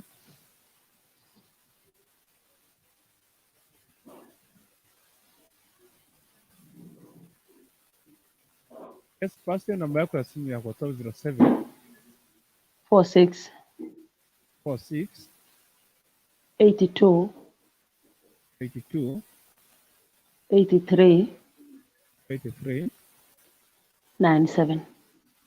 97. Ana wapatia namba the next minute. So mniruhusu tu kwa hiyo. Okay. Na pale Celestine nakuona pale. Okay. Yes, Celestine. Yes. Mambo. Poa sana. Oh, uko salama? Niko salama, nashukuru Mungu. Karibu sana, zungumza na pastor yako hapa. Bwana Yesu asifiwe, Pastor. Amina. Nashukuru Mungu kwa kukuona siku ya leo. I'm so happy. Thank you so much. Yeah, for those kwa wale watu ninasemanga they are my role models, ni wewe. I just love the way unaimba, everything about you. Amen. So mimi nilikujua kwenye hii wimbo ya hapo itire na hapo si. So That was by then that's 207. what nilikuwa na yeah. Nalina akomanya tena ngote abakanga ngainde nyoro moteli yoiga. Alafu hata ni dance tu. So by then nilikuwa naulizanga tu lakini sikuwa najua jinsi ya kukupata. Asante. But I want to thank God kwa sababu Mungu, kwa ajili ya yote Mungu ni mwaminifu, you are doing amazing work. Amen. Na neema ya Mwenyezi Mungu iwe juu yako. We love you. Nashukuru. Na tunazidi kukuombea. Ya, nashukuru. Asante sana my dear. Amen. Wacha Bwana kubariki pia na wewe. Amen. Amina. Barikiwa pia nawe. Asante. Asante, naitwa Celestine Nyagaka. Nashukuru sana. Nilikuwa nimepatia na linki pale, watu waweze kuuliza maswali, mweze kuzungumza. Seneta hapa Dani Keriga. Penda muite, kijana ni wa nguvu sana. Yes, Dan. Yes, habari zenu? Salama sana. Salama. Pst.Rebecca Thomas. My name. Yes, songo chencharo bugima. Amen. Kati nilikuwa huko Mbeya 205, unaona hizo nyimbo zako hapo itire na hapo ti. Ngaitora nyoro molembe. Napata ya kwamba kweli maisha inabadilika. Anyway, thank you kwa kazi nzuri unaendelea kufanya. Amina. Na hakika umelea watu wengi, ukiangalia kina Dennis, kina Feni, umewalea wamekuja na still ni mtu ambao uko na roho safi, unapenda kufanya kazi yako. Haijalishi unaanza leo ama ulianza lini, as long as mtu anafanya kazi ya Bwana unaisupport. Kabisa na moyo wangu wote. So kidogo tu nataka maybe sijui ilifika aje kwa nimechelewa kidogo. Kuna vile rumors zinaendelea kupita kwamba unawania kiti cha wakilishi ya wanawake katika kaunti ya Nyamira. Sijui kama ni ukweli ama ni uongo. Niseme kwamba ni ukweli. Lakini sasa singependa tuongelelee kindani kwa sababu leo tulikuwa na safari ya uimbaji. Atakapo ni hosti kwa sababu ya kuniuliza hilo swali, niko tayari. Okay. Kulingana na hiyo siasa, takutafuta tutaongea ili tuone itakuwa namna gani, lakini kwa kazi ambayo unaenda kuifanya kwa kusema tu kidogo hapo venye umeongea kwamba nimekuwa na moyo wa kusaidia wakati sina kabisa. Usishangae naweza kuwa na watoto kwa nyumba yangu zaidi ya 7 nasaidia na tunalala njaa na wao. Lakini siwatupi. Nang'ang'ana na wao na tunasonga na wao. So kama ninaweza lea waimbaji wote wa Kisii wenye wanafuma saa hii na wamdopea sana. Hivyo hata Nyamira County ninaweza ichukua kwa another level. Okay. Ninajua ule mzigo niko nao ndani yangu. Lakini ni kwa sababu sina power. You know, when you have power you can do anything. But when you don't have power, utaangalia vitu vikiharibika lakini huna power. So ninaomba kwamba host kama atapenda atulete kipindi cha kuongelelea siasa. Lakini kwa sasa tuongee safari ya uimbaji. Okay, asante sana. Kwa siasa nitakutafuta tuongee hiyo mambo ya siasa. Kidogo tu ambayo naweza uliza, kwa saa hii umepanga mikakati gani kuhusiana na hii uimbaji, kwa sababu watu wengi huwa wanakuwa na shida sana kurecord. Uko na plans za kupanga upate studio ya kurecord music, at least watu ambao wanakuja wanakulilia mam tusaidie tutoe wimbo ili ukawa support, ama uko na mikakati gani kuhusiana na kusupport hii unaendelea kusupport? Now you are on the point kabisa. Kwa sababu siwezi kuwa support kimuziki maana ni gharama kama mimi mwenyewe sijapewa hiyo power. Niseme kwamba hayo ni maono yenye niko nayo yenye yatatimia kama nitapewa power. Kuna pesa ambao iko kwa account inafaa kusaidia mwimbaji, ukweli ama uongo?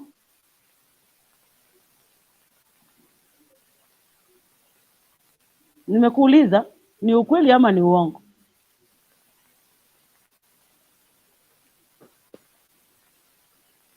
Network kidogo inaleta balaa. Nauliza. Halo? Unanipata? Yes, hata ingawa network iko chini. Lakini nimekupata sasa. Umenipata? Yeah, saizi nimekupata sasa. Okay, sasa nilikuwa nasema kwa pesa ambazo zinawekwa kwa account mahali sports zinatajwa, mwimbaji anafaa kutajwa hapo. Si ni ukweli? Kabisa. Lakini ni mwimbaji mgani amesaidiwa kutoka county? Hakuna. Especially county ya Nyamira. Hata kitu tunaona sisi ni wakazi wa Kisii County, na ukweli hakiko kiangalia hata kama tuko wakazi wa Kisii County tuna invest Kisii County kuliko county yetu ya Nyamira. So culture haiko Nyamira mahali tunaambiwa watu fulani wanaenda mahali fulani, yani hatuko huru kabisa. Ndio maana nasema kwamba ni kwa sababu kila kitu kinapangiwa punge. Tukiongelea kanisa inapangiwa punge. Tukiongelea shule ni punge. Tukiongea culture and sports ni punge. Sasa ni nani sisi kama Wakristo ambaye anatuongelea kule punge ndio akomplaini kwamba kuna msanii? Ni nani yako huku ndio akukumbuke akutetee? Ni nani? So tunasema kwamba sisi ni wachungaji, pastor unaacha kanisa wapi, sijui maneno mingi, lakini watu wanasahau kwamba kila kitu including that church inapangiwa punge. So wanasahau kwamba sisi ambao ni wasanii, sisi ndio tunatumikanga kutafutia hao watu kula. Wakishachukua hakuna mtu atakuona hata mmoja, hakuna mtu atakuangalia kwenda nyuma. Mimi nimekuwa kwa kampeni za watu wote wenye wako kwa viti na wanajua. Na ninapiga kampeni ile mbaya sana, unajua mdomo niko nayo Lakini wakishachukua, nikwambie ukweli, nilifiwa na mama yangu Nairobi, hakuna mwanasiasa alinisaidia hata mmoja, wanasikia na wananiona. So nikasema kwamba wasanii tutakufa maskini bana. Tutakufa kama tunaendelea kuwasaidia wakiendelea kujisaidia wenyewe. Afadhali nisimame, wasanii munisaidie, marafiki wenye ni wa ukweli kabisa wanisaidie, tukue na mtu wetu ambaye ako ndani pale anapigania msanii. So ndio maana nilikuambia hiyo Okay. hiyo kipindi ya siasa ni refu, inahitaji time. Kwa sababu ya mikakati yenye tunataka kufanya ya waimbaji kama Nyamira County. Ndio nitengeneza studio kubwa my brother. Bakanyo alichiba sachie county, chilichiko kwa magendera hii county. Studio iki, yani ile studio yenye wanaweza record free of charge. Lazima iwe ni studio ya county. Na studio ya county hakuna mwenye ataitengeneza kama si mwimbaji. Believe me or not. Okay, asante sana Mama Rebecca. Kwa nili umugako itomasi mutei ntomusigete sana. Na bana bamurabu bankwa nili mokobati yo na manyo na banyorete libongo tenga bya sana bwe so bengene ngeni ya grace litu acheta matanga angina korbo na rengo mamu muromo aba Ronald. Kenya sabo sesenya sega singia. Tomera ne mutu wabu tokwane siasa. Ndigi gochimwina ali ameli ndigi ameli ende. Ngo koliginda ameli ende namba nere.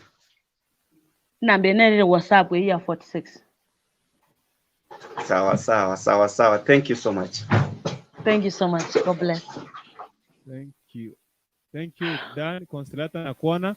Naomba tutumie Kiswahili kwa sababu tuko na watu hawapati kikisia kina taters muzi my. Sorry. Okay, Florence Ndenga na kuona ndio kuingia karibu Mama Rebecca Thomas. Mungu akubariki kwa kazi ambayo unafanya. So karibu sana. Video hii mwenye ametoka hapo ni Derek Eriga. Hiyo ndio mkubwa wangu hapa ndani Kisi Hot. So ndio mwanake mwenye mwanzo mkaongea tu kidogo. Okay, karibu sana Consolata. Consolata. Hallelujah. Praise the living God, woman of God. Amen. How are you doing? I'm so happy to see you. I'm really happy to see you here. How are you? It has been long. Wow, umekuwa mweupe hivyo na mimi naendelea kukua mweusi zaidi. Sasa nikikuja nikikuhagi tu basi nitakuambukisha ubrown. Amina. Yes. In fact, I just want to say that you are just our role model usiengima. Kwa beire gogotena na abantu bali barabake. Consolata Kiswahili. Bali barabanene. Kiswahili tamani. Sawa, tigambe Kiswahili. Alafu network yangu ama sijui ni yako inanitetemesha kweli. Uko sawa? Hallelujah. Vizuri. Niko sawa. Okay, na linarego tabanga ki yani this woman of God amekuwa this woman of God amekuwa anatutia moyo wale ambao tumevunjika moyo, wale ambao tuko chini. Yani yeye ni mtu wa watu wote na anafiti kila sehemu, wala achagui na tena hana mapendeleo. Ile kitu nimekuja kumpendea this woman of God. Sehemu yoyote yeye anaenda huko na anasimama na watu vizuri sana. Kwa hivyo mimi nataka tu kushukuru Mungu kwa ajili ya maisha yake na step ile ametake. Nitaenda kwa magoti na kuita mbingu kwamba mbingu ifunguke na isikie hili ya kwamba wakati tuna viongozi ambao wanamjua Mungu, nchi yetu inapona. Kwa hivyo Kisii tunapona kwa sababu tuna mtu anayeakilisha mbingu ambaye mambo yakisindikana akisema Mungu tusaidie kwenye hii kaunti, mambo yanakuwa mazuri kabisa. Bwana Yesu apewe sifa. Kwa hivyo woman of God, nataka tu kukutia moyo kwamba endelea. Acha nikwambie kitu kimoja unafaa kujua. Ni kwamba kelele za chura hazimzuii ng'ombe kunywa maji. Kelele zitakuwa nyingi. Kelele zitakuwa papa, lakini hiyo haitakuzuia wewe kufikia malengo yako. Kwa hivyo kelele zitakuwa, hilo ndio unafaa kujua, lakini hatimaye utafika kwenye destiny yako. Ngoja nikwambie kitu kimoja. Mauti yalimpata Bwana Yesu. Na yalipompata Bwana Yesu yakampeleka mpaka ndani ya kaburi. Na yalipomfikisha kwa kaburi yakasema, this man is too much. Tena yakamnyanyua kutoka huko na akatoka akiwa mzima. Ni kipi chenye Bwana Yesu hataweza? Kwa hivyo najua Bwana Yesu anaweza na kila kitu. Tunamwamini yeye kwamba yeye ataweza na atatushindania. Jamani, nimefurahi sana kukuona kwa hisho na nimefurahi sana, nasema Mungu akubariki, Mungu akutende mema na akutie nguvu kwa jina la Yesu. God bless you, my sister. Amen. I love you so much. Amen. I love Amen. you too. Thank you. Thank you very much. Anaitwa Reverend Consolata. Karibu Oh, sana. hallelujah. Harriet Kemi Channel. Harriet Kemi Channel nasema kwamba tele hamama mbele iko sawa. Moto sana. Maseni Busiboli, I love your songs. I love your songs. May God continue to expand your territory. Blessed daughter, mlete siku ingine atufunze marriage. Tutaongea baadaye. Wasabe Grace nakuona, Finest Man ama Honest Man nakuona kidogo tu. Pastor Rebecca Thomas, sijana mtu akikuuza kama kuna YouTube channel. Hebu sema kama kuna YouTube channel pale watu wakimbie pale. Nimesikia kuna watu wengine wanakula kwa jasho lako. Sema YouTube channel yako watu wafike pale. Channel yangu ni Pastor Rebecca Thomas. Asitafute. Akitafuta Rebecca Thomas songs italeta wao wezi wengi. Wezi. So ukitaka kunisaidia mimi sasa andika Pastor Rebecca Thomas channel hiyo, utaona hiyo ndio yangu sasa. Okay. Sasa umesikia wale watu utaenda pale YouTube andika Pastor Rebecca Thomas. Lakini watu wanakula kwa jasho tu. Pastor anakula hapa mpaka analala kwa nyumba za wenyewe, unakuja kuna tu baadaye. Wote ni hata hapo Save Grace kisha baadaye Finest Man. Save Grace. Naam. Mugirango mwenzetu. Habari? Niko salama. Karibu sana, nafasi yako. Sana, mambo mtumishi. Niko salama baba. Habari ya jioni? Jioni niko salama, nasikia kama nyunyu kameanza kidogo kidogo. We thank God for that. Pia mimi namshukuru Mungu, jioni imeenda poa, hata kama sisi wengine hatujaona mvua, tuko kwa hot climate. But God is really faithful. Kunaendelea kukuja na kukua kiza. Amen. So I was to say thank you for holding our Kisii land. Mungu akubariki sana. Nashukuru. Endelea tu kubariki. Pia ikumbuke ndoa yako juu pia uko na ndoa pia na watoto. As you read as an example, wengine pia tunapoingia tutafuata tu miaya yako na pia sisi tutashukuru. Ukisema kama Mama Rebecca kusawa, mbona sisi. Amen. Na pia kazi ya mikono yako pia kuisahau. Mungu akubariki na expand your territories unapoendelea kumtumikia. Pia na malaika wanafurahia azimu. Unajua watu wengi sana wanasema wanasaliwa kwa kiroho lakini wanakufa tu kidunia. Lakini mama umesimama na sisi, umesimama na neno la Mungu. Hakika may God bless you so much. Amen. God bless you too.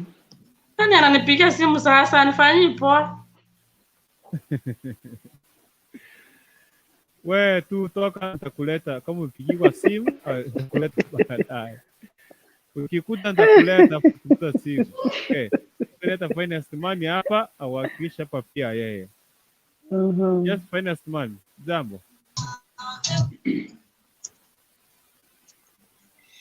Okay, asante sana my brother kwa kunipea nafasi. Kwanza waja nimshukuru Mungu kwa hii neema na kibali. Waja nimsalimu mama wetu. Habari ya jioni Rebecca? Salama sana baba. Actually nimefurahi kukuona, nimefurahi personally kukusalimia na nikikuona hivi. Nashukuru pia. Nikikuangalia na nikitazama nyimbo zako, especially ile wimbo ya Isaya, nikikuangalia ile picha na saizi nikikuangalia, najua Mungu yupo. Mungu yupo. Mungu hutoa watu mbali. Vile ile mafazi ulikuwa unafalia na saizi vile unafalia, hata nywele yenyewe inaonyesha Mungu yupo. Kuambia. Hii inanipea moyo. Hatukuwa kama mimi sikuwa najua saluni ipo. Sikuwa naenda nanunua kale kakofia kanauswa pale 150. Natunga na natoka. Na nilikuwa very comfortable siku. But saizi umeona vile Mungu alikutoa penye alikutoa saizi na penye amekufikisha, ni neema tu. Hiyo ninaiona kabisa. Ndio maana atipa moyo nasema like ipo siku hata mimi nitafanya nini? Nitabarikiwa. Utafanikiwa. So kuna kitu ambayo nasema because sasa wewe umekuwa ni mentor kwa nyimbo za Injili, umekuwa mama watu wengi, especially kwa watu wa Kisii ambao wanaimba saizi, wengi wao umewafunza, wengi wao wamepitia mikononi mwako. But sasa kuna hii kitu ambayo mimi sometimes inanishangaza na ninapenda nyimbo zako. Mbona napenda like napenda nyimbo zako? Actually unaimba ambazo ziko na point. Na nyimbo ambazo zinaelimisha. But kuna nini wengine wamekuja ambao wanaimba nyimbo zingine. Sasa like wewe kama nini unawapea ujumbe gani? Like kwa abaikereire kwa batebiria ya matera kogenda ika gospel inaenda hivi na hivi, at least because sasa wewe umefika nini hatua, umefika mibaka nini. Nakusikia venye unamaanisha na nimekupata vizuri. So sasa niongee kwamba waimbaji wa kisasi kama hiki hawakwangi wachache sana. Maybe kuna wachache watasikia advice na kuna wengine watakaidi. Kuna wengine wanaweza sema mama umeseeka, uliimba kitambo, wewe sasa tunaimba kisasa. Na kuna wengine wanaweza sema umetuonea chuki maana tumekuja. So hapa kuna challenge mingi sana my brother, kuwa counsel ama kuwa coach. Niseme kupata mtu na umcoach umwambie himba hivi atakwambia hiyo ni analog ile yenu ya zamani. So inapokuwa analog yeye anataka kuimba digital. So niseme kwamba maybe ni wachache unaweza ongelesha kwa sababu umemuona tabia na mwenendo.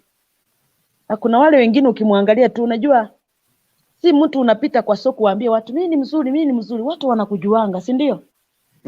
Sasa niseme kama mimi na wewe hatujawahi onana one on one, lakini unajua kwamba nimefanya kazi ya huduma nyumbani hapa Kisii. Nimeinua waimbaji, nimesimama na wao, unajua. So mwenye alikwambia simjui lakini unajua. Hivyo kumaanisha kwamba ninapoangalia waimbaji wote ninaonanga huyu ako na kiburi yake, ukimwambia atasema mama umeanza kuona vibaya tumekuja. Na kuna wale wanaona kabisa huyu mtu ni mnyenyekevu na anataka kukua. Hao nao ninakasana siachi. So niseme kwamba hapa tuko na categories za watu. Kuna wale watasikia na kuna wale wanajua. Hivyo. Okay, asante sana kwa kunijibu na unajibu mzuri sana. Kuna swali la pili by the way, mimi nafurahia because nimewahi fuatilia waimbaji wengi. Okay, I'm sorry my brother kama nitajanganya ndimi kidogo but niruhusu tu kidogo because like as in nchina akororire mwazo kero nonyite comment abana bake sana gosinkonyorura abana gosinechi launch abago chaka bono iga ngokorolande like most of the time like uko kule other than the other nini waimbaji wengine eye kuoroki aguti picture actually nande kuoroki na kimbo nyasaye kyobwate kurume yao kubwa babande kwararire. Again, Tonkerororo, I'm sorry to mention this, but mimi personally actually mi huwa tu napenda nyimbo zako. Na kuna kitu moja ambayo iliniudhi wakati ilikuwa it was ni Jamhuri ama whatever. Siku kuonanga kwa nyimbo fulani. And I was so annoyed. Mpaka nikasema why this lady hakukuwa hapa na huyu sasa ndiye mama amekuwa ni mentor kwa hao watu wote. Hiyo siku ulikuwa mgonjwa ama vipi? Ama ni wewe mwenyewe huku unataka kuenda kule? Nimekuwa interview na TV vingine kuhusu hilo jambo maana lilichanganya sana watu.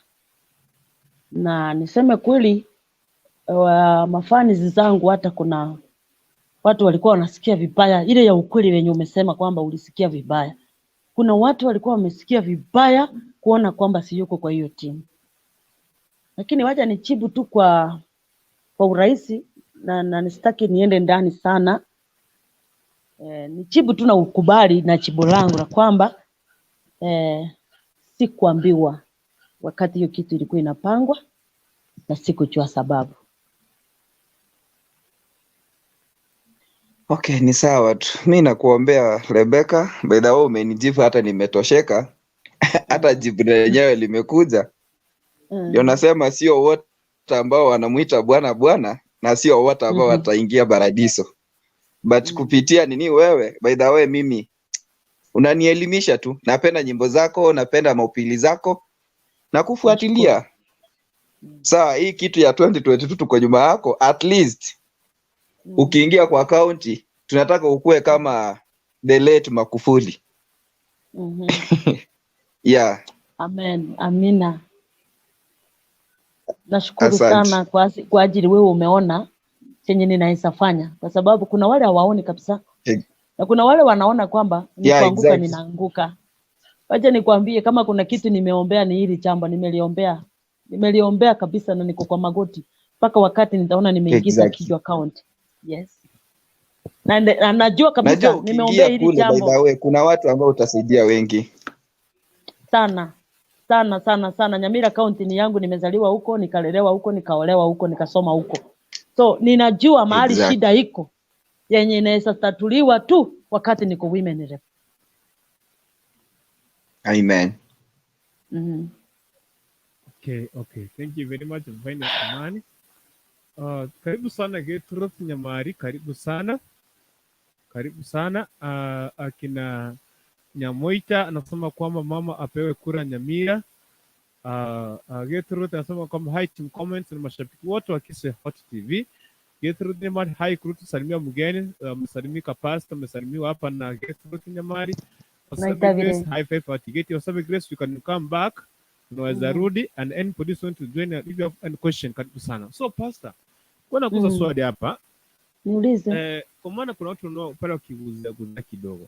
So kulingana kulingana na ile swali la nyimbo zako nikizifuatilia pale unapata zinatoka pale kwa Biblia ndani. So hebu kwanza tuambie, ukiwa wakati ulikuwa unaandika hizo nyimbo zako, ulikuwa unaenda kwa Biblia unaanza kuandika, ulikuwa unapata ufunuo, ulikuwa unaandika nyimbo zako vipi? Niseme kwamba number 1 mimi ni muombezi. Ndugu yangu, kama nikimtafuta Mungu namtafuta. Na sifanyi mchezo kwa hiyo area, natafuta Mungu. Na wakati nimemtafuta nimemaliza, lazima nisome neno. Nikisoma neno, ufahamu wa wimbo unakuja kupitia kwa lile neno ambalo nimelisoma.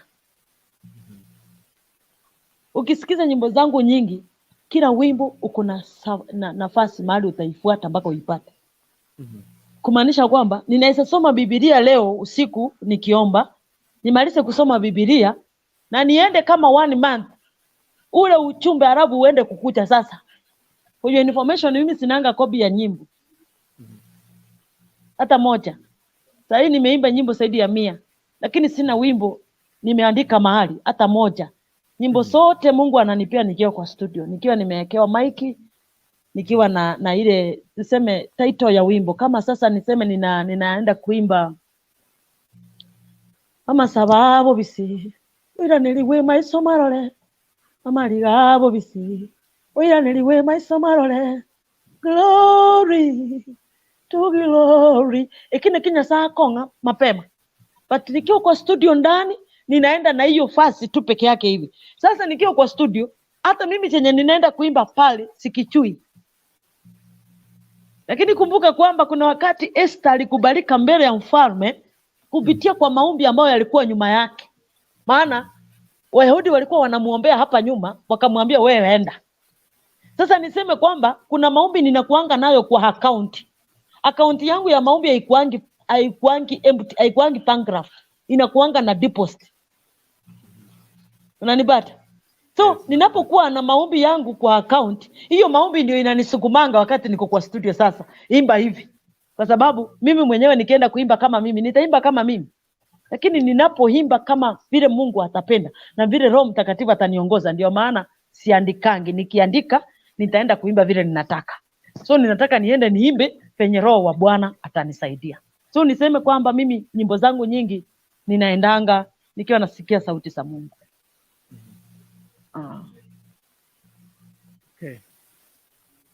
Okay. So kwa kwanza patie Grace aulize swali, nitakuwa nakuja kwako. Grace, unaona tena usipigiwe simu. Hebu zungumza hapa na mpasta hapa kabla upigiwe simu hapa. Niliongea mpaka mkasikia. Na niulize huyu mama kweli anakuanga na channel yake hapa YouTube. Mbona sijamuona? Channel yangu inaitwa Pst.Rebecca. Andika PST. Pastor. Lakini in short PST Rebecca Thomas. Si PST inamaanisha ni pastor tujue. Mimi sijaona hiyo channel yake YouTube. Kama kuna hii wimbo napenda sana nikitafuta nikiandika hiyo jina yako Rebecca Thomas na nileteanga channel mingi. Wa sasa ndio nimesema kwamba hiyo YouTube yangu imekuwa na shida. Saa ingine nikiweka inaenda 1 month unakuta hawezi wameifunga. So nimeng'ang'ana hapo tu kwa sababu mimi sijui kwa nini. Okay, kama hivyo ndivyo Mungu anataka wakule kutoka kwangu, sijui ni hivyo. Lakini tumeng'ang'ana na wao sana. Sasa hii ndio wameacha hiyo imekuwa. Hiyo iko na 1.5 subscribers. So ukitaka kusubscribe yangu sasa wewe andika PST Rebecca Thomas. Hiyo ndio channel yangu. Hizo zingine zinakuja nyingi ni zawezi. Subscribe sasa hivi nikitoka hapa naenda kufanya hivyo. Asante, nashukuru wao. Untu. Yes. Koncho kero hiyo. Matebera Rebecca mumo kwaniri. Moya ifaifu. Matebyo mbawe na. Akizuri nasikia vizuri kuongea na huyo mama juzi ongea na yeye nikimuona tu from far, yani nimuona tu kwa picha hivyo tu. Sasa niambie Mungu asante nimeongea na mama. Asante, nashukuru pia. Unaona hata tukimuona hivyo tu tumechukua baraka zake. Yani mtu wa kutubariki tu. Amen. Mtu tukuombea Mungu afungue milango, nasikia unaingia 2022 Women Lab, hiyo umeingia tu kwa baraka za Mungu, tunasema with God nothing is possible. Amen. Everything is possible. No, nothing is possible. Everything is possible. So tunachua tu huko ndani Mungu atatangulia tu. Sisi tunaingia tu tukisema mama ndani na kama Mungu amekubali sisi ni nani tukatae. Amina. Untu ebu promise tutaenda kupiga hiyo kura. Kama itakuwa tutapiga kura mwezi gani? Mwezi wa 8. Kwa mwezi wa 8. Next year mwezi wa 8. I don't think kama nitakuwa, lakini si wenye watakuwa watatulipisha. I don't think kama mimi nitakuwa hiyo nje. Lakini na watu wenu si wako hapa? Lakini sina watu wetu wako wenye wanatulipisha. Ndio Mungu akubariki, Mungu endelee kutubariki tu na nyimbo tamu. Na hata ukiingia huko ndani sasa utufunze sisi vijana venye tunafaa kukua. Unajua sasa ukiingia huko umeingia kama role model. Tutakuwa tu tunafuata nyayo zako na nje, yani na account yetu ni kama tutabarikiwa sasa kubarikiwa tu. Amena. Unajua watu tukifuata njia za Mungu kila kitu inaenda sawa. Palipo mtu mkubwa haparipikangi neno. Sure. Yes, may God bless you so much. Mama, let me nipe wengine pia nafasi wabarikiwe na wewe. Amen. Nibarikiwe sana, nashukuru pia. Amen. Mungu akumbuke pia na familia yako. Much love.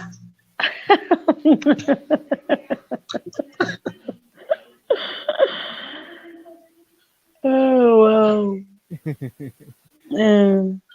Okay, thank you very much. Kuna watu hapa nasema mimi nikiona Rebecca nakumbuka ile song Omorembe.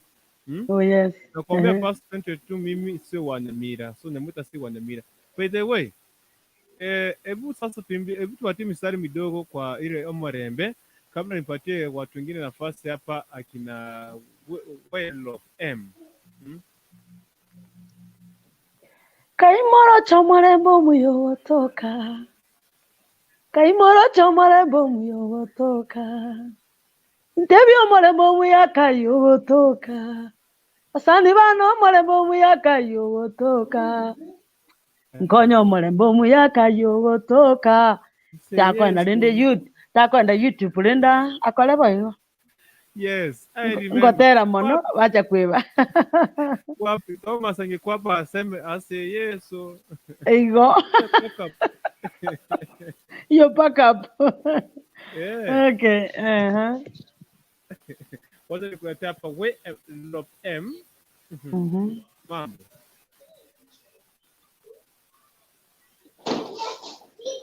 Hello. Hello. Mboirete buya Karibu wawa. sana. Igaki.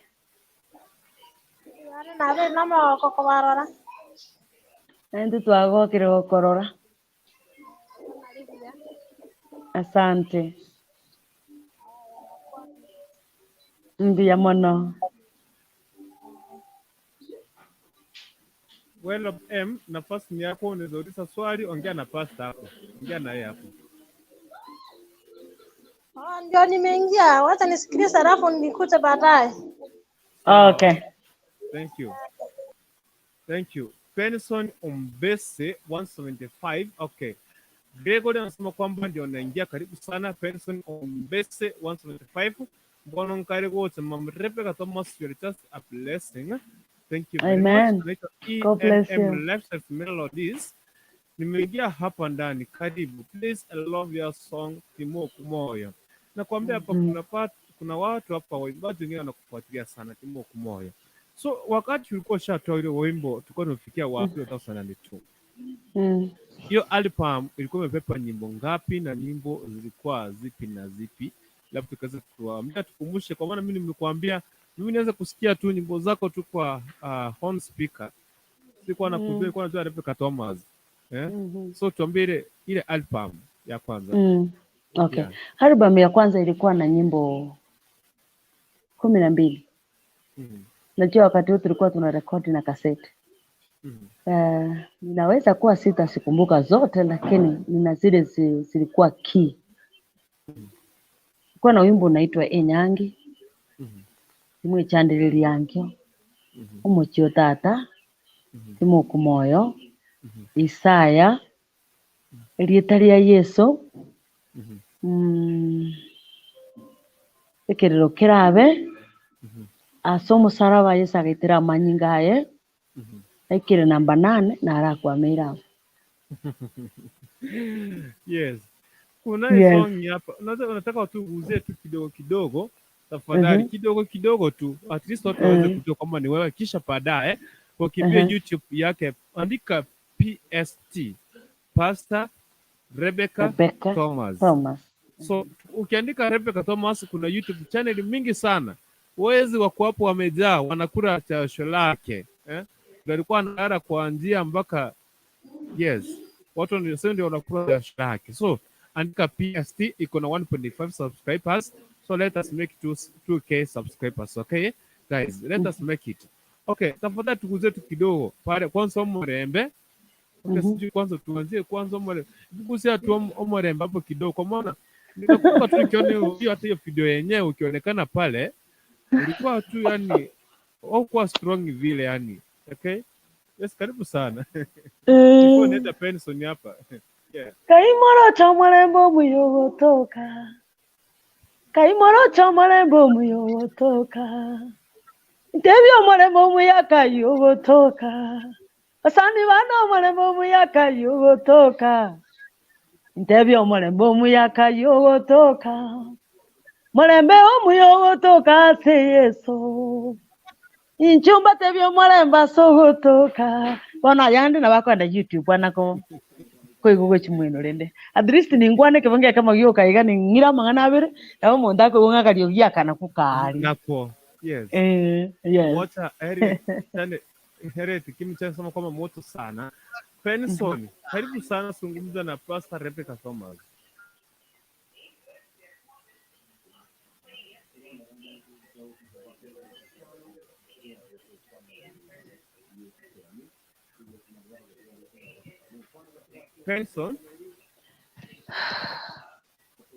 Penson. Kama mic amemute.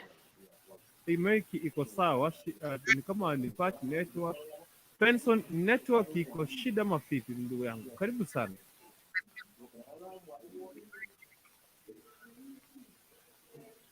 Hello. Yes. Hello. Hawakuwa ni mbia mule. Mbia tore ndugu. Tabire mbia mono. Salimia Mama Rebecca Thomas. Asisahau Hapa tu. I love the song. Which one? Chigali cha Farao. Chigali cha Farao chakwamire. Owe chakwamire chigali cha Farao chakwamire Abaisiraeli bambukire. Abarya ngumbu bambukire. Barya ngumbu bambukire. Barya ngumbu bambukire. Abarya ngumbu bambukire. Ah, kaingo cha bakungu. Kaino Miriam. Tutigerega ochiko WhatsApp. Ni subscribe kabisa. Go kufuatiliana kabisa sana. Thank you so much. God bless you. You're such a blessing. Amen.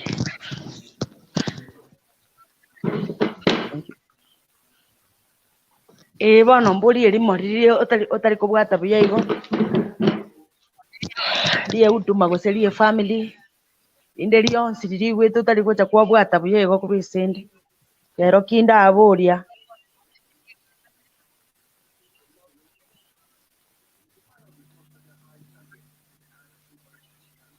Network ni kama network imemkwamisha pale Penson. Yes, uliza.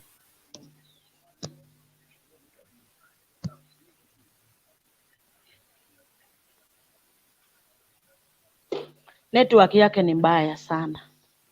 Okay, Penson naomba kushughulikia network mbake embara bambo in the house. Mwaengo mwisho yubo chinga wate. Mbara mama atakuwa anakuleta hapa. Shikilia hapo mbara mama utenete vein. Mbara mama usitoke utenete vein na kuleta. So okay, thank you very much.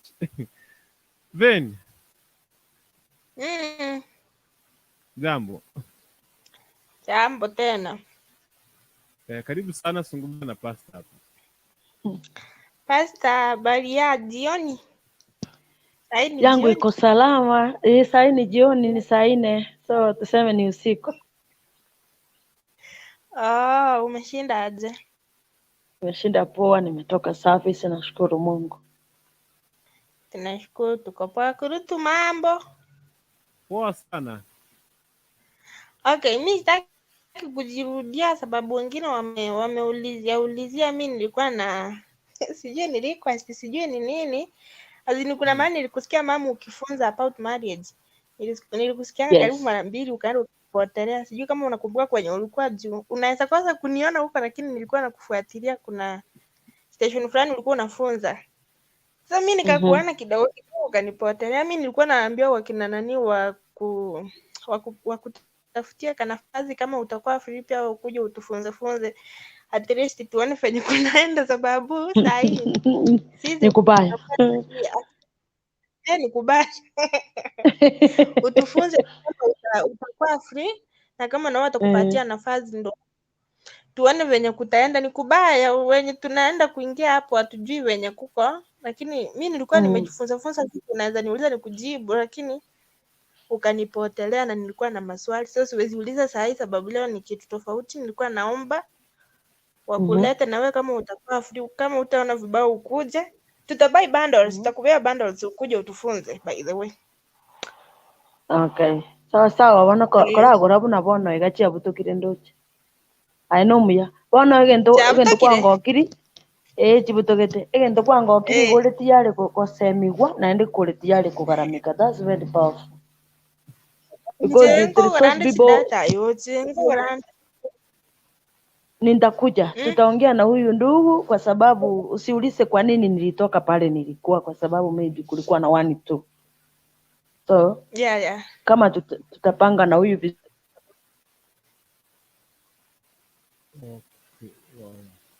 na watu hawaji data challenge. Topic ilikuwa fire, ilikuwa imehit. Unakumbuka tulikuwa tuna host na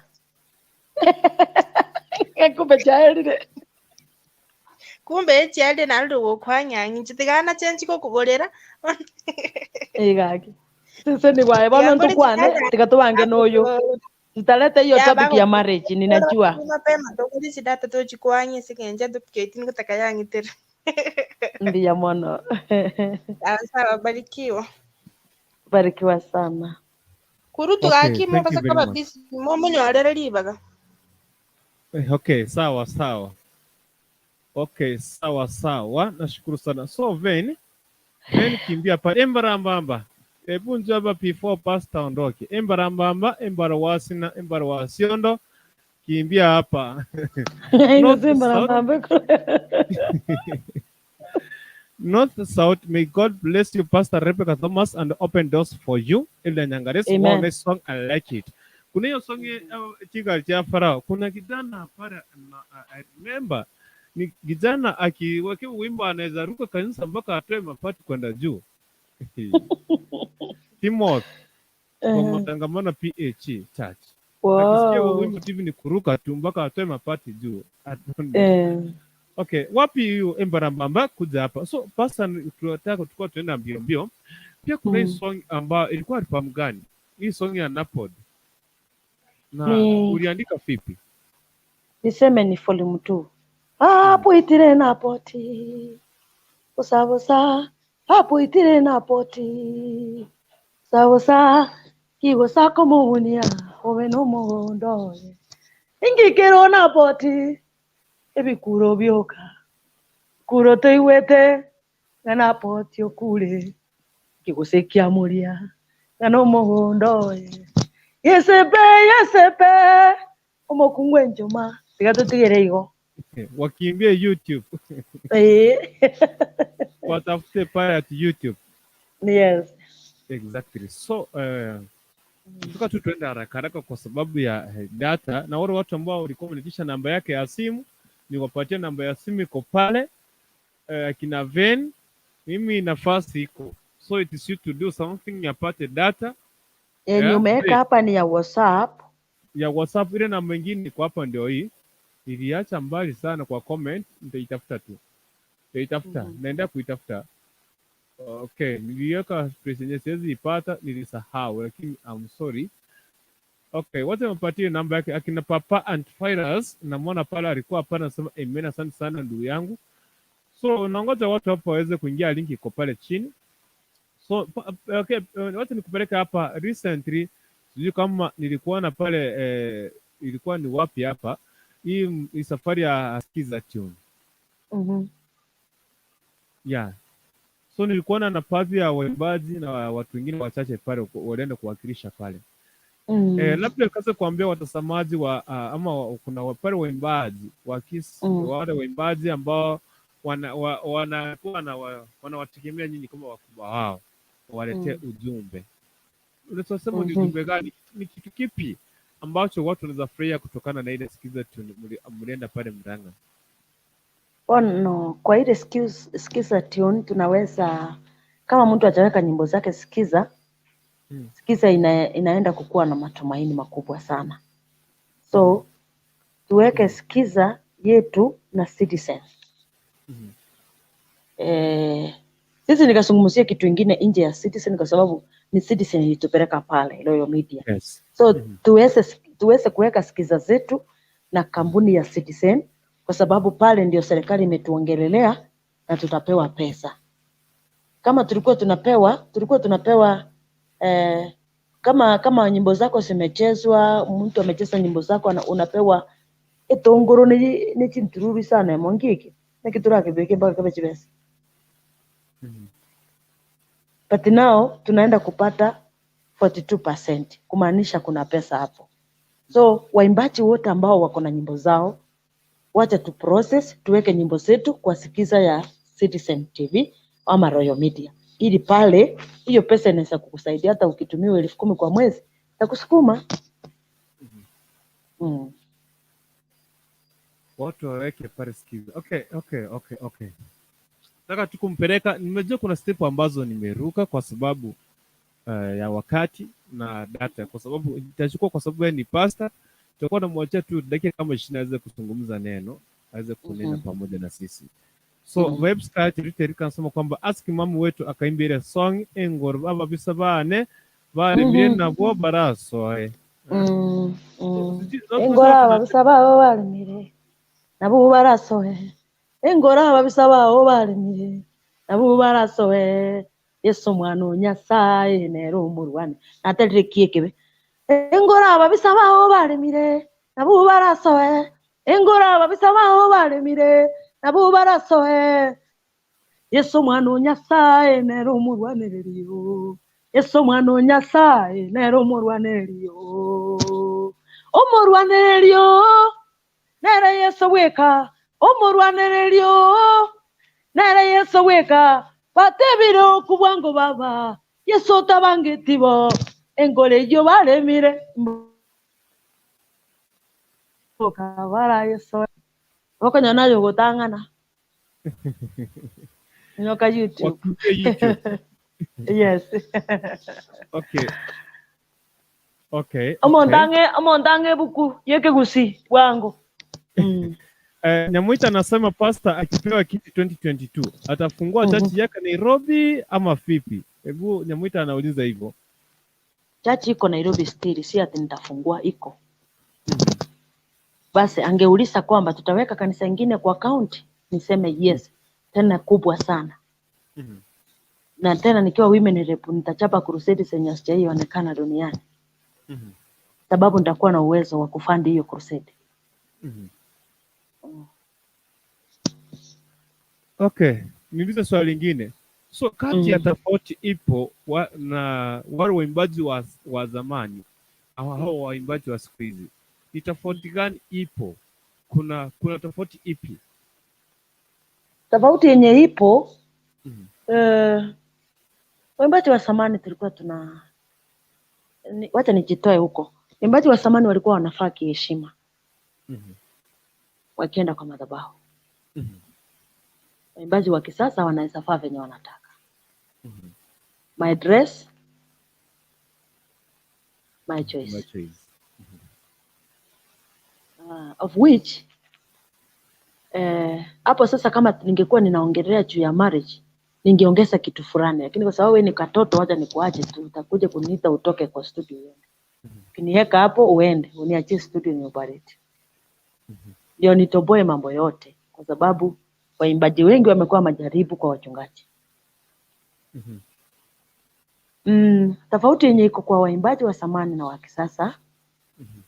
Waimbaji wengi wa zamani walikuwa na message ya kibibilia. Waimbaji wa kisasa wanaimba kwa sababu wanatafuta fame. So ataimba kitu chochote kenye kitafanya afutie watu wamtafute ama wasubscribe channel yake ama sijui sasa inakuwa yani waimbaji wa kisasa wamekuwa kama entertainment. Lakini waimbaji wa zamani walikuwa wanaimba na Biblia ndani kabisa, amesama ndani ya Biblia. Ndio maana unaona waimbaji hata wa Tanzania wa kisamani wakina Makogoro, barabara 13, Munianguru, hao waimbaji hawawezi isha, upende usipende, watapaki wakiwa upya kila asubuhi kwa sababu mambo yao yanachenga moyo kila asubuhi. So ni ombi langu kwamba waimbaji warudi kwa Biblia.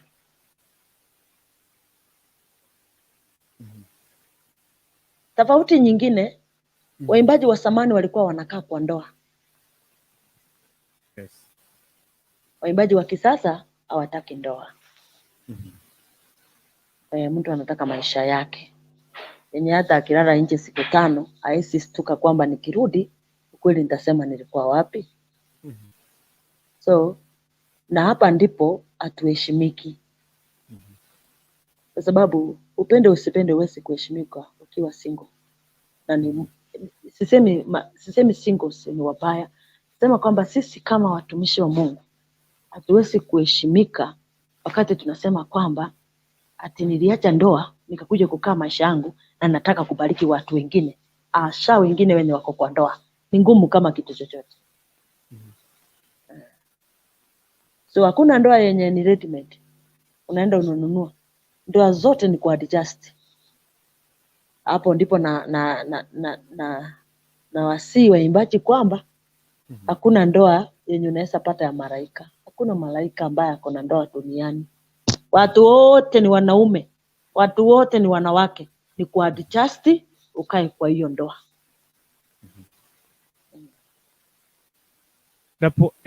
S akimama, mnasema ukweli, wametunyang'anya mapasta. Kai. Mnyaps, hapo umeongea ukweli. Nyamoita, somanga vizuri wewe kuntu. Wacha nisome hapa wewe Nyamoita. Nyamoita umesema hivi: pasta akipewa kiti 2022 atafungua church yake Nairobi. Hilo ni swali umeuliza, na mimi nikauliza kama swali uko umeuliza na umejibiwa. Vebsky anasema kwamba kuntu ambia mama akuje siku moja huko atufunze mambo na marriage. Actually kuna point hapo ameongea na vile yeye amekaa kwa ndoa kwa miaka 20 and above. Atakuwa na siri. AWS anasema kwamba waambie. Nataka tufanye hivi. Eriki, Vibescard, Derita Eriko, akina Mnyaps, akina AWS, akina Veni, akina Nyamoita. Mnaona hiyo nambari yake hapo ya Pastor Thomas. Unajua akikuja hapa, hayuko hapa. If angekuwa within Kisii, angekuwa hapo kwa studio live and direct. But she's far, she's at Nairobi.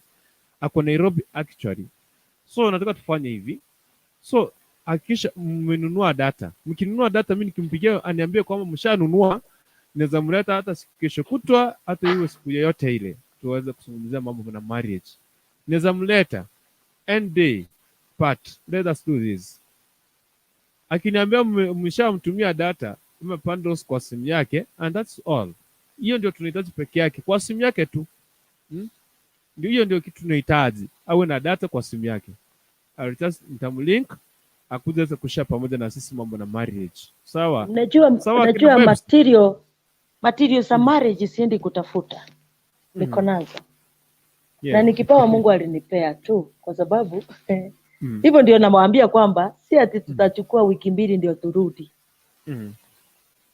Tukijipanga venye huyo ndugu yetu amesema kwamba tupate pando ni kurudi hata kesho na tuseme hilo jambo la ndoa. Sasa hapa ninaona anasema kwamba organizer aseme siku atakuwa free, mimi au reply. So yeye anataka ajue siku yenye kwa free atanunua, amesema hivyo. Sasa ni studio, kwako studio. Maana hiyo masaa ya saa 2 kila mwanamke timamu amerudi kwa nyumba So okay, ni ruhusu ili hii katika hii week, kwa maana siku ya Monday na Tuesday mnajua ile program tunakuanga nayo. So kuanzia Wednesday, Thursday and Friday nitaona siku hapo, nitawaambia. So kesho nikiingia studio nitawaambia ile siku tuko free, nimepanga mimi na yeye. So ni ruhusu tukitoka kwa studio nitaingia pale nisungumze na yeye.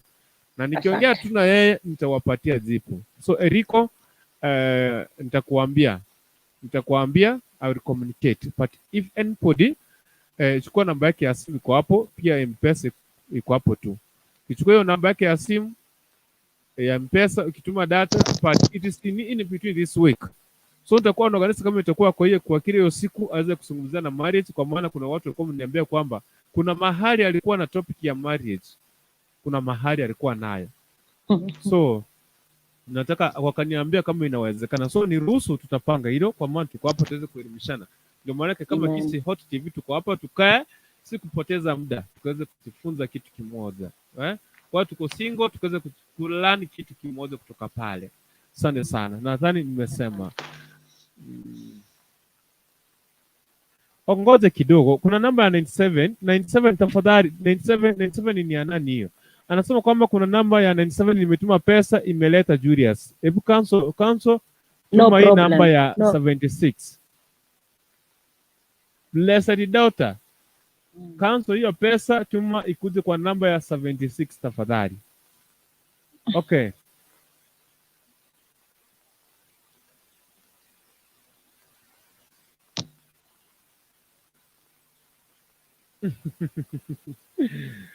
Wajina ni atafunga. Oh, pole. Pastor.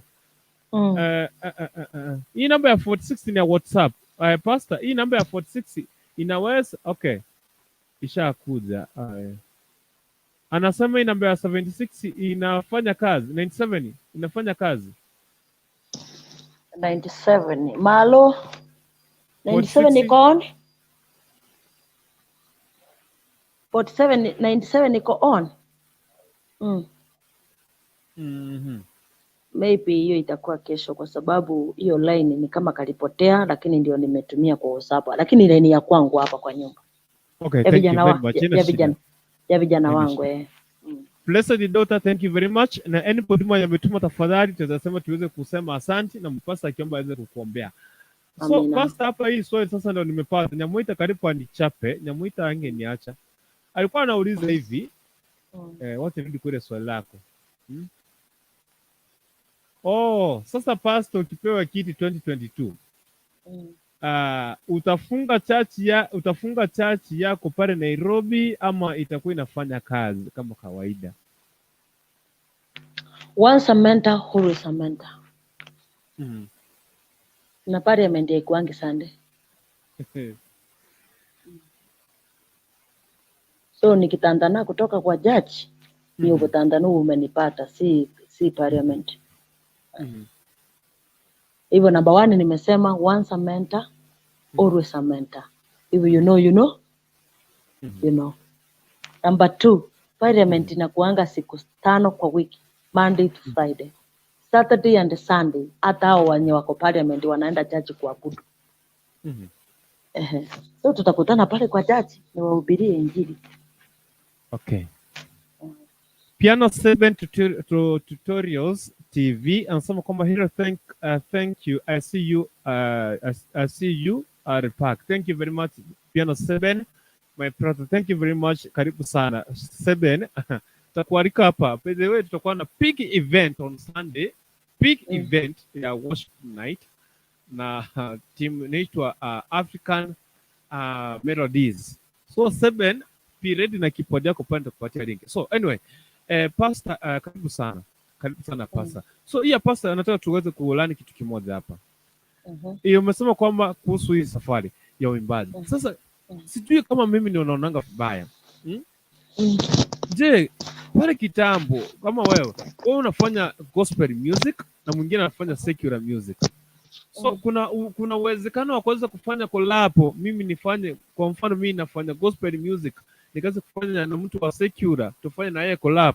Kuna uwezekano?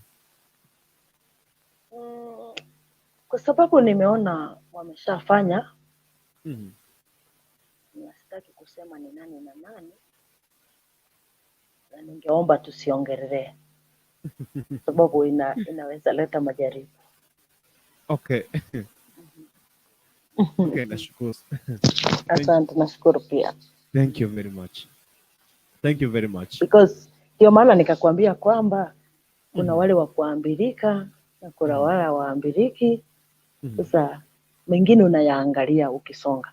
So kwa sababu washafanya naomba tusiongelee. Tuliache tu venye lipo. Okay.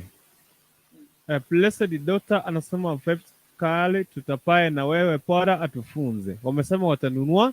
So watu wangu namba uchukua namba ya simu. Na kesho mpatikane kwa show kuanzia saa 2. Kesho kuanzia saa 3 tutakuwa hapa. I'll let you know today na until time.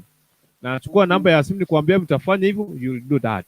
Ukifanya hivyo kila siku tutakuwa na yeye hapa in 30 day. So pastor kuna hapa kuna changamoto hapa. Tunataka kwa maana najua kuna upcoming artist ambao wanakutazama. Kwa mfano Celeste Nyaka akasema kwamba anahitaji uweze kummentor kwa music kwa nyimbo zake. But I want you to know this the upcoming artist. Unajua the other day we have been tried, mtu anajaribu the upcoming anajaribu tu kutoa song moja ina hit. Ukimpatia invitation to the studio anakuambia let me first consult my manager. Akiniruhusu I'll come. But within a minute anakupigia na kuambia manager amekataa. Unasema kwamba manager amesema amekataa unipangie vizuri. So hivi wewe hii miaka yote umekuwa na manager anakumanage kwa hizo nyimbo ama ni vipi? Mimi niliitwa na Mungu, si manager. Na by the way, it is my prayer that I will remain humbled. Hata wakati Mungu ataniinua zaidi hapa. Utaniita nikiwa women rep hapa na nitakuja. Nitaenda launch za upcoming the way I'm doing it right now. So niseme kwamba kuna vitigande wena kina ndo mwananga vile kuna tabia ya kimalingo yenye haifai Mungu na iendi mahali. Manager anaingilia wapi na gospel? So kitu crusade tambia pastor ongea na manager. So kuna mambo mengine tunafaa sijui niseme nini, lakini mimi acha nijisemee kama mimi mwenyewe mimi nitapaki kuwa Rebecca Thomas. Nitapaki hivi. And I know, na najua nadhiri yangu na Mungu, nitapaki hivi. So kama mtu ako na manager, wataendelea kukuwa na manager, ni wao. So ndio maana tukasema kuna tofauti kubwa kwa waimbaji wa zamani na waimbaji wa kisasa. Okay. Blessed Daughter hawezi tufunza siku moja, ninamjua. Mpe wiki mzima ndio tutaelewa vizuri. Hata data tutasimamia, usishughulike please.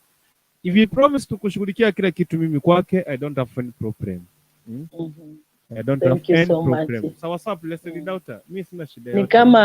Ni kama Blessed yako na kiu fulani. Wacha tumupe hiyo maji ya kunywe. Yes, Pastor. So before nenda swali lingine, kwa maana nataka kusema swali matatu nikaweza kupatia muda wa kuweza kuzungumza neno la Mungu. So what can you tell this upcoming artist waweze kufika mahali umefika? Kwa maana Maro nipatie Biblia kutoka kwa gari. Malo nipatie Biblia ya Kikisii. Sio iko wapi kwa gari kwa bedroom yangu. Hebu angalia. Yeah, unaweza waambia upcoming artist, unaweza wapatia ujumbe upi? Upcoming kuna challenges mingi sana. Unaona mtu anaimba cassette, yani tuseme album moja venye umesema ina hit. Yani mtu anapanda pay. Ile je saa nyingine kuna watu ambao wacha niseme tu na Mungu anisamee. Kuna upcoming artist nimesimama na wao sana. Na hiyo udogo wangu, na hiyo kungangana yangu, lakini nasimama na wao. Ninaweza fuere gari yangu kutoka Nairobi niende mikutano yao na nirudi. Ila hali waimbaji wengine wanalipwa ndio akuje. Na mimi nikisimama hapa hivi, hakuna mwimbaji anaweza nistaki kwamba kuna siku nilitumia mamu pesa ndio akakuja kwa function yangu. Hakuna. Nimekuwa nikitumika pesa zangu naenda mikutano yao na narudi Nairobi na changa na kwa grupu natoa pesa. Vile ulisikia kwamba nimesimama na waimbaji wakubwa na wadogo. Lakini wakati mtu ameinuliwa tu kidogo, sinaona wakati alikuwa anatuhitaji ako chini anaomba tu anasema mama nisaidie, simama na mimi sijui nini. Unapomsaidia kesho yake anaweza kukuongelesha mpaka ushangae. Anaweza kukuongelesha mpaka ushangae, mpaka ujiulize kwamba ni katika liti naende bongo bondi ande kusena bubu kambo hata kutumeka. So abateli abaki sasa tukukwanira tata yobara bakongu una kende kiasi. Egende gitangani njegonsa babara atulika. Agutulika gwiseko soime y'umuntu. Ekero okora ibintu bindi kuchimutuga omwikonya sai gogo gokonya. Utagete kuchikutata isiko yeringana le Nyasaye. Omwikonya sai gukunyuri buna chwa kayugochi ayaningo. Nkiutete gokora ayaningo. Lakini kwa makonyora omotiri mukiri witini 1 year agutarira iguraria. Ngwikaranza sinyetegete nabarigiririga. Hata bado safari ndio inaanza. Ujapitia maisha bana. Wewe linga kwa sababu mwana taragenda klasini, baby class. Iko bwana uzilinge sana. Safari bado ndio inafanya nini? Imeanza. Na ujue kwamba hivi kuna mwimbaji, huyu mwimbaji anaitwa Mwando, kuna wimbo alimba akanifundisha chambo na kutoka wakati huu nikaambia Mungu nitakuwa mnyenyekevu. Walikuweko waimbaji kama wewe. Walijulikana lakini wako wapi sasa? So, tangu kaanga naye wacha kile ministry. Tangu kaanga naye wacha kile industry ya hotel. walikuwepo wenye walijulikana kuliko wewe, na saa hii tunaongea wapo. Mtu mwingine akaniuliza, mbona wewe ulianza samani na bado huduma yako mpaka sasa iko na uhai? Hebu nitafutie Biblia nilisoma pale kwa kanisa leo, si jana, leo pale. Hebu nitafutie Biblia kwenda huko. Munisamee na koroga na wajamaa hapa. Hebu kujana mbona hizi sababu yake tuko tuari wote kanisa. So nilikuwa nasema hivi. Akero kurigereria omoteri atete gutarira iguraria. Utarakora kenda sensei. Tiga ngote bine kiburi utangulia ndio kuanguka kufanya nini? Kufuata. So abateri ababona mundigiriti. Nimanyete iga munganjete na inche nimbanjete. Kene kiliye kurukwe kene onyore ntabanjete. Ikera nilikuwa mbele yenu nikutinyenyekesha, nilitinyenyekesha nikawapenda. Kama singewapenda amungenipenda. Ninje natangete ko orokyo gwanjani ikagera mukanganja. Kandi nimanyete iga enjera mokondoka mamu timo kondoka mamu onye tindi wathi koroku mamu. Anybody okoroku mamu ochirereba akaibora ndi aroku mamu. So nare kubasaba ikamundigireti ase January tugutege tukikoroku kiburi haburiga orusi buno kurusi yanga gwatu kwabeka gucyari gwatinjinga kwabeka rusi kiburiga mubeke kando, mubeke obonyasai imene tutaenda mbali na injili. Umondala enalewa te umondambo litinga ulianza samani na bado mpaka sasa ukisimama tu uimbe hivi watu watabarikiwa. Ukisimama tu hivi uimbe kuna mtu atachange. Ukisimama tu hivi uimbe kuna baraka ambazo zinashuka. Ni kwa nini? Sina siri nyingine except kunyenyekea. Okay, karibu sana Papa Anti Virus. Via boro. Oyo yes. Onere virus uso virus. Oya kuru kwa Papa Anti Virus mamu biyole. Biyane agi. Omanyete ena komanyete na ogukunya gukwana historia nigera kene ngakinero gwachete kigogi nari ngomosini nari ngopuremaria ugansise nyangatenga igone kinyasa kyane lakini nyasa ine bugukumia. Amina. Naende gasho kokora nyasa na gwanchite. Amina. Because nje na gomaete kinde kirasinye. Oroche ku kirasinye oroche na gasome skuru na kore china nyoma nyaso sise ni na bana babere ejiteli chibaraka chine na mamo gendrate. Amina. Kakisise ni gusana. Amangana ago ni nyanje ta mafundisa ago mna ulio kula swala life walingo ikubya sana. Asante, nashukuru. Musuko nimbange nje ndagutarira onye Nairobi osengu siasore.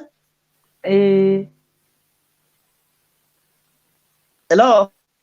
Inko iwe. Yes, nakupata ndugu. Kwana alioka. Aye papa. Bono. Kwana alioka nduko iwete.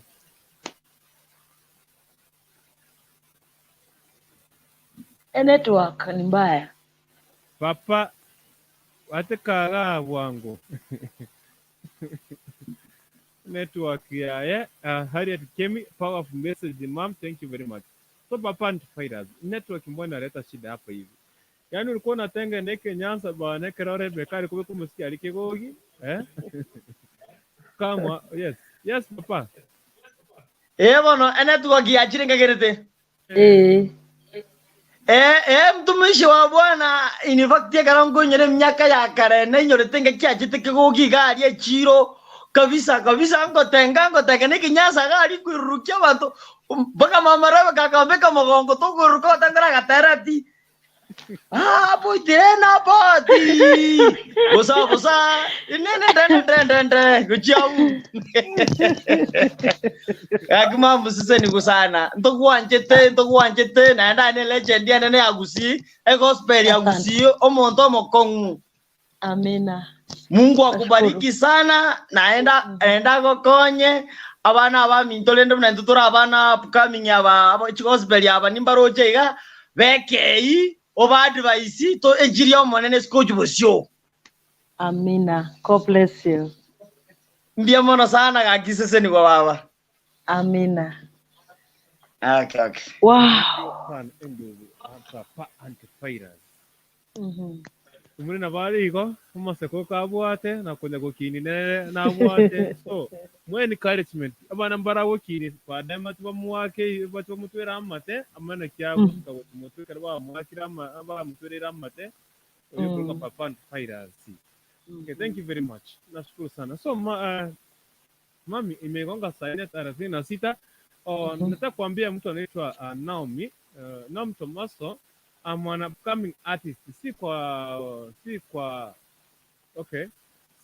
naomba support yenyu pia please kwa hii platform ya mam. Just click my profile please and be blessed. Naam Tomaso, unaweza kuzungumza kuja hapo Teresa vizuri Tomaso, tutakusaidia. We are here to help.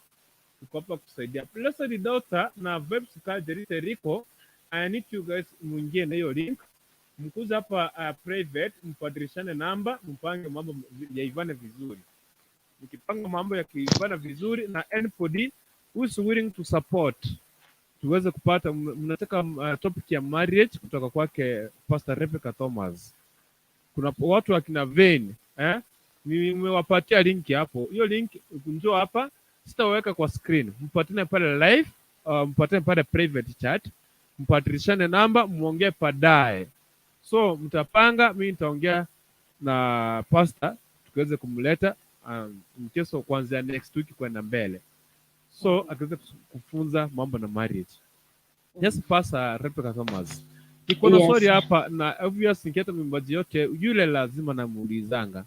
Kwa maana sisi watu wengine papa hapa nje, mimi hata kama si mwimbaji, kuna vitu zingine huwa ninafuatilianga katika waimbaji wengi sana. Ninafuatilianga especially pesa ambazo zinakuwa zinachangwa pale za kuweza kucontribute kwa waimbaji. Kuna siku nyingine nimeona kitu kingine pale hapo ilikuwa ni hapa Kisii County. Na amwemo sikuenda kutafuta HRT. Niko hiyo kitu lazima nitaenda kutafuta mwana niliona. Nana pale nasema kwamba timu tu fulani tulimpatia, alisema kuna kwaya, kuna watu kwaya 100 tukampatia shilingi 200.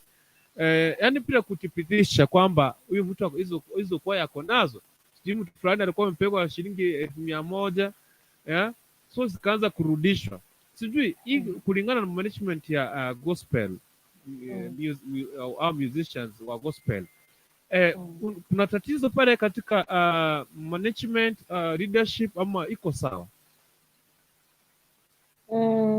Unajua sasa nikikwambia iko sawa nitakuwa nadanganya.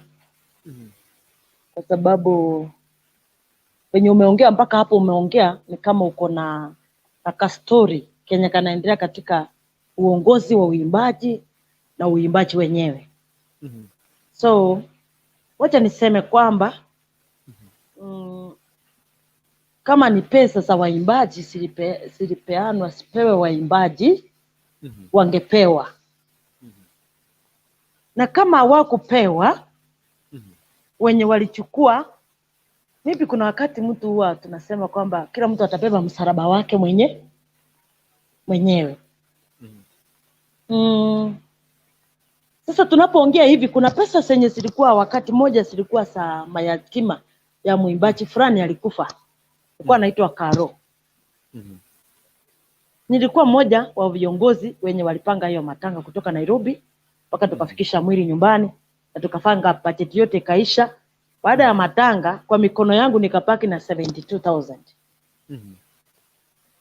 Wakati tumemaliza matanga, badala tukae chini kama watu wazima tuongee kwamba kwa fulani simepaki ngapi na kwa fulani simepaki ngapi, wapi maandishi, tuweke vitu hadharani, ikaleta shida kabla tukutane. Mimi nikaenda over hizo pesa nikasema kama ni kushipa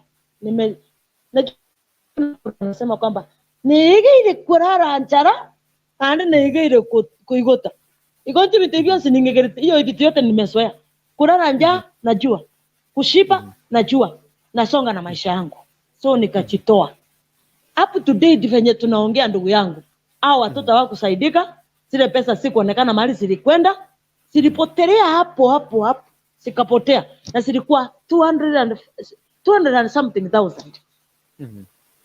So ninaposikia kwamba hao watoto wako nyumbani ati wamekuliwa na nechinda na kichinda chikuru kwa jawa wamekuliwa na jawa, yani chinda cha balili cha maguru na bachikuru kuwe cha maguru buli nyorango buya na ko rite skuru gor nayo kwe bakwambwekana chinda chinda cyarira abana abu ngamba liko anda sukuru abana bo moteli, lakini kibesa kirasa amaboko yabateli ona naendera na kioganyete tutafanya nganga tebinga digia omonto gwa kwana okoro kwa echate ikienda sana ligio mo David Governor Kisi County akonyo moteli omotakolensa otanyare kimo tugoro gwa kubuna pa osiri gochinse njabana gento geko gitegia ankonya insemere tikinto gikuru kure sabateli because yoka semeri okumira njira busa kitambo kiti kurura arigite ko konyansa tazi wa uroche nkwe bacherwa tingwanda gotera masujade tazi wa ekeko era sometimes simbanyangite sogukwane kene tinte tikote banga bateli bon simbanyangite samu mbanyangite singije yekene kiane na ki kaomo nto yeke nto kimurengete ntera bango te ba street yo konyango nyanga na batebi ali atarani si meeting ina ki chibesa chialengi 300,000 ngiyeko gara chiko ba 10,000 ngai 1290 chakora chiagenda so rinde ndete kotebaiga tukwanire kuri chibesa chabatele mone kiagera nchibwata abanyene bali bachibwata samaboka bana simifuko yabo asingi nje tindio yo mobo I'm very clean kurwa sense mo chibesa chabatele not even 5 bob tinyira soko boko kwana hivyo bali bachibwate tigabarangeliwe ikiwezekana tige mitandao ubuni yeso katarani ekonyo moteli omonyonge ule mteli ambaye anakuja saa hii ile pesa kama ilitolewa Mwimbaji apewe, wacha Mwimbaji apewe. Okay, tutafanya vipi? Yes, tutafanya vipi tuweze kusaidia hizi sehemu zote, kwa maana kuna baadhi ya cases kama 2-3 nina tu sijaamka kwenda kufuatilia. Kuna pati ya watu 2-3 unapata pesa za kuchanga matanga zinapotea. So nyinyi kama waimbaji mbona mtachukua hatua? Kwa maana mwimbaji wa mwisho nilikuwa naye hapa nilimuuliza swali hii uongozi wenu pale kairi katika ile committee inachukua kwa muda wa siku ngapi mnabadilisha ama iko permanent? Sasa venye tunaongea tuko na acting committee yenye ilichaguliwa kufuatilia hizo mambo lakini kwa sababu unajua kuna akiona atewe sisi nere ntindi lakini mimi binabera bete Roma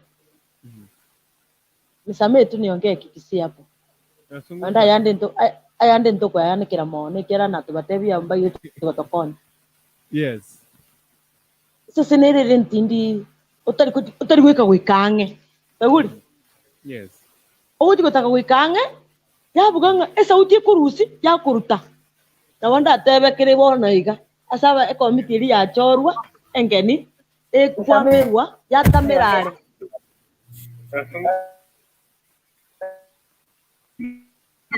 yes ekomiti iri ya chorwa engeni yekwamerware yatama tegweka kuburi ibintu by the way chipando chambuto kire twako kwa heri. Okay. Wale watu wangu wa mkono mlifanya vipi bana? I don't know. Okay. Anytime mungu endande off. Okay. Imanyitigo se onkora butora nchikuira na gyakora na bana bwene tenso mikibungo na nabonyi gutanga konya na yari gani. Nabokuira baadaye. Okay, sawa. Thank you. All right, thank you very much. Nam Tomaso, Mom Rebecca, congratulations kwa kazi safi. Nitakutafuta soon. You mean a lot to me. Nategeka nikisikia song ya Isaiah pale Tibilat mkiwa na otiso akinyasa abasesenie mono. Kenya ni politics, naona swali lako nitakuwa namleta hapa. So Marie na kuleta hapa kwa screen, unakuja internet network. Umeenda tena na kuleta kwa screen Marie. Okay, akina Naomi anasema kwamba siafu ya yaga kiwan mogo nyunterega nkono muragira masaka yake kuchika sai. I know mkimogo nyunterega muragira nchake kwa sakabono iga. Blessed daughter, niko na namba yake vibes kari. Okay, thank you very much. If you have that number, it's well and good. Okay. So sijui kwa kuna swali lipi. Pastor John Yusuf na kuona pale. Haleluya, leo nimefanya nini? Nimeona mko na Rebecca Thomas, msalimie gaki. Thank you very much. Atamsalimika. Monyo enkungu. Hey. Monyo enkungu. Say hi to Pastor Rebecca. She's coming back. Monyo enkungu. Making me feel wow. Epurane makengori kwani kwa nini? Wandaba mama Sudanisi ni tutororo kwani kuna shida? Mwenye nkungu. Sudanisi sisi ndio tuko. Kwani kuna shida? Okay, thank you very much guys. Tunangoja pastor kupatia summarize kidogo kwa kile neno, kwa maana kuna story mingi katika uimbaji na kuna vitu zingine tunaenda kufuatilia. Unaona? Kuna vitu zingine tunaenda kufichua pale katika uimbaji, tukaweza kujua kwamba kila kitu kipo sawa. Hiyo ndio kazi ya media, tuweze kusafisha kila kitu kiwe sawa.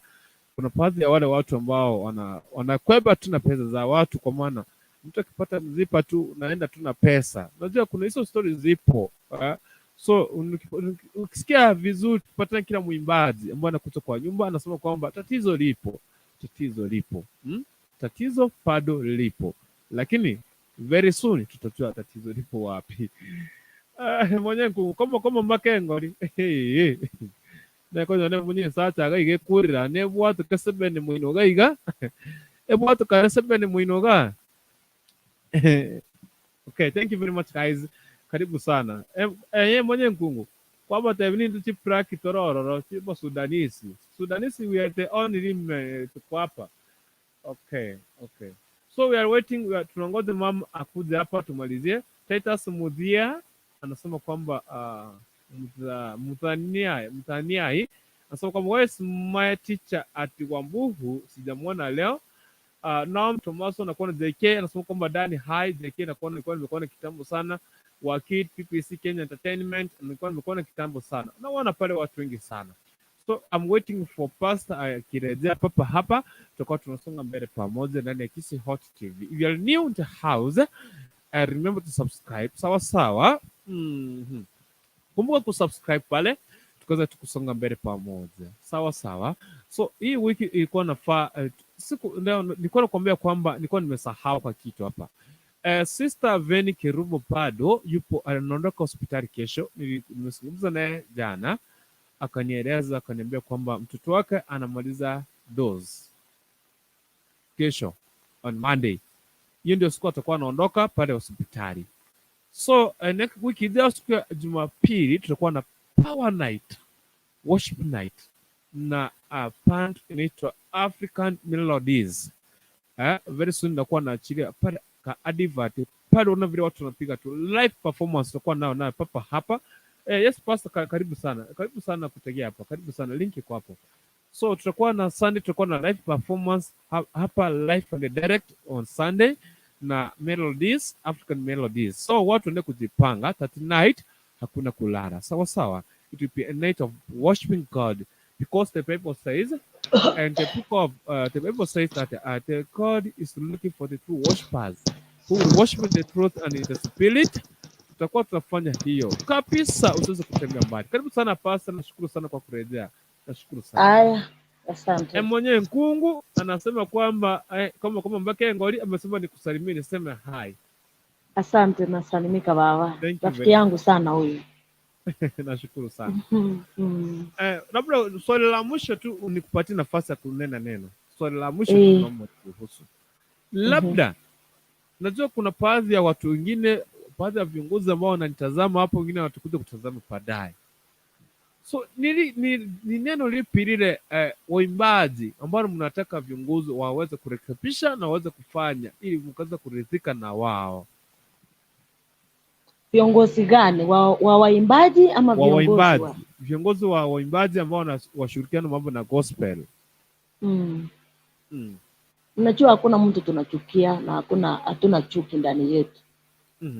Ila tu ni ile tunataka transparency. Hiyo tu ikitengenezwa hakuna shida nyingine. Hiyo tu ikitengenezwa hakuna shida nyingine, kwa sababu hatuna shida nyingine na viongozi. Kama mimi niseme peke yangu hivi, sina shida na kiongozi kwa sababu I know I'm a leader on my own.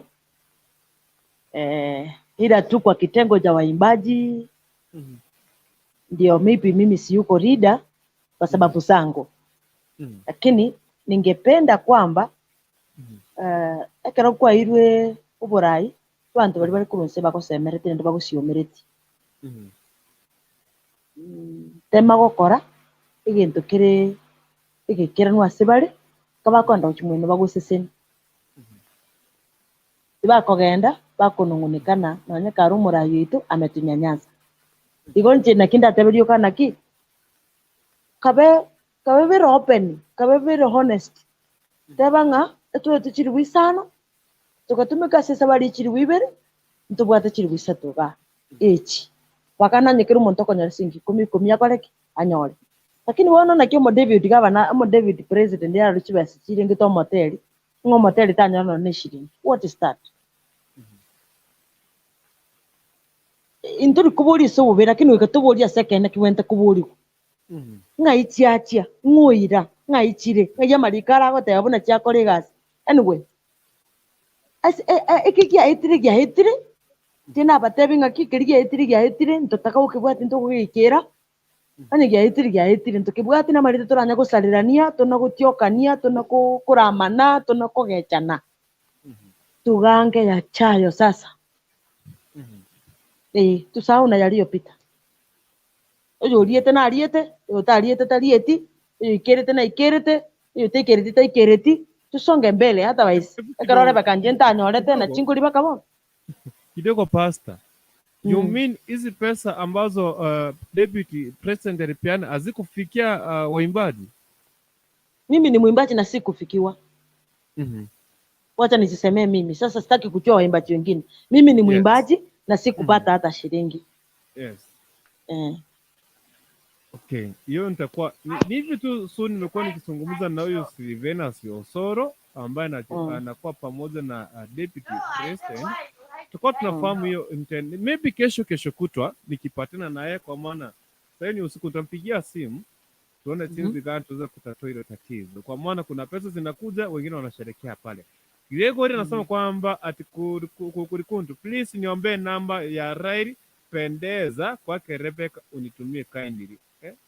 Raili Pendeza. Tutamtafuta. Lakini wasi nipatiane Fifad One. Neno moja tupatiane pastor zungumze na sisi neno. Karibu sana Fifad One. Poa.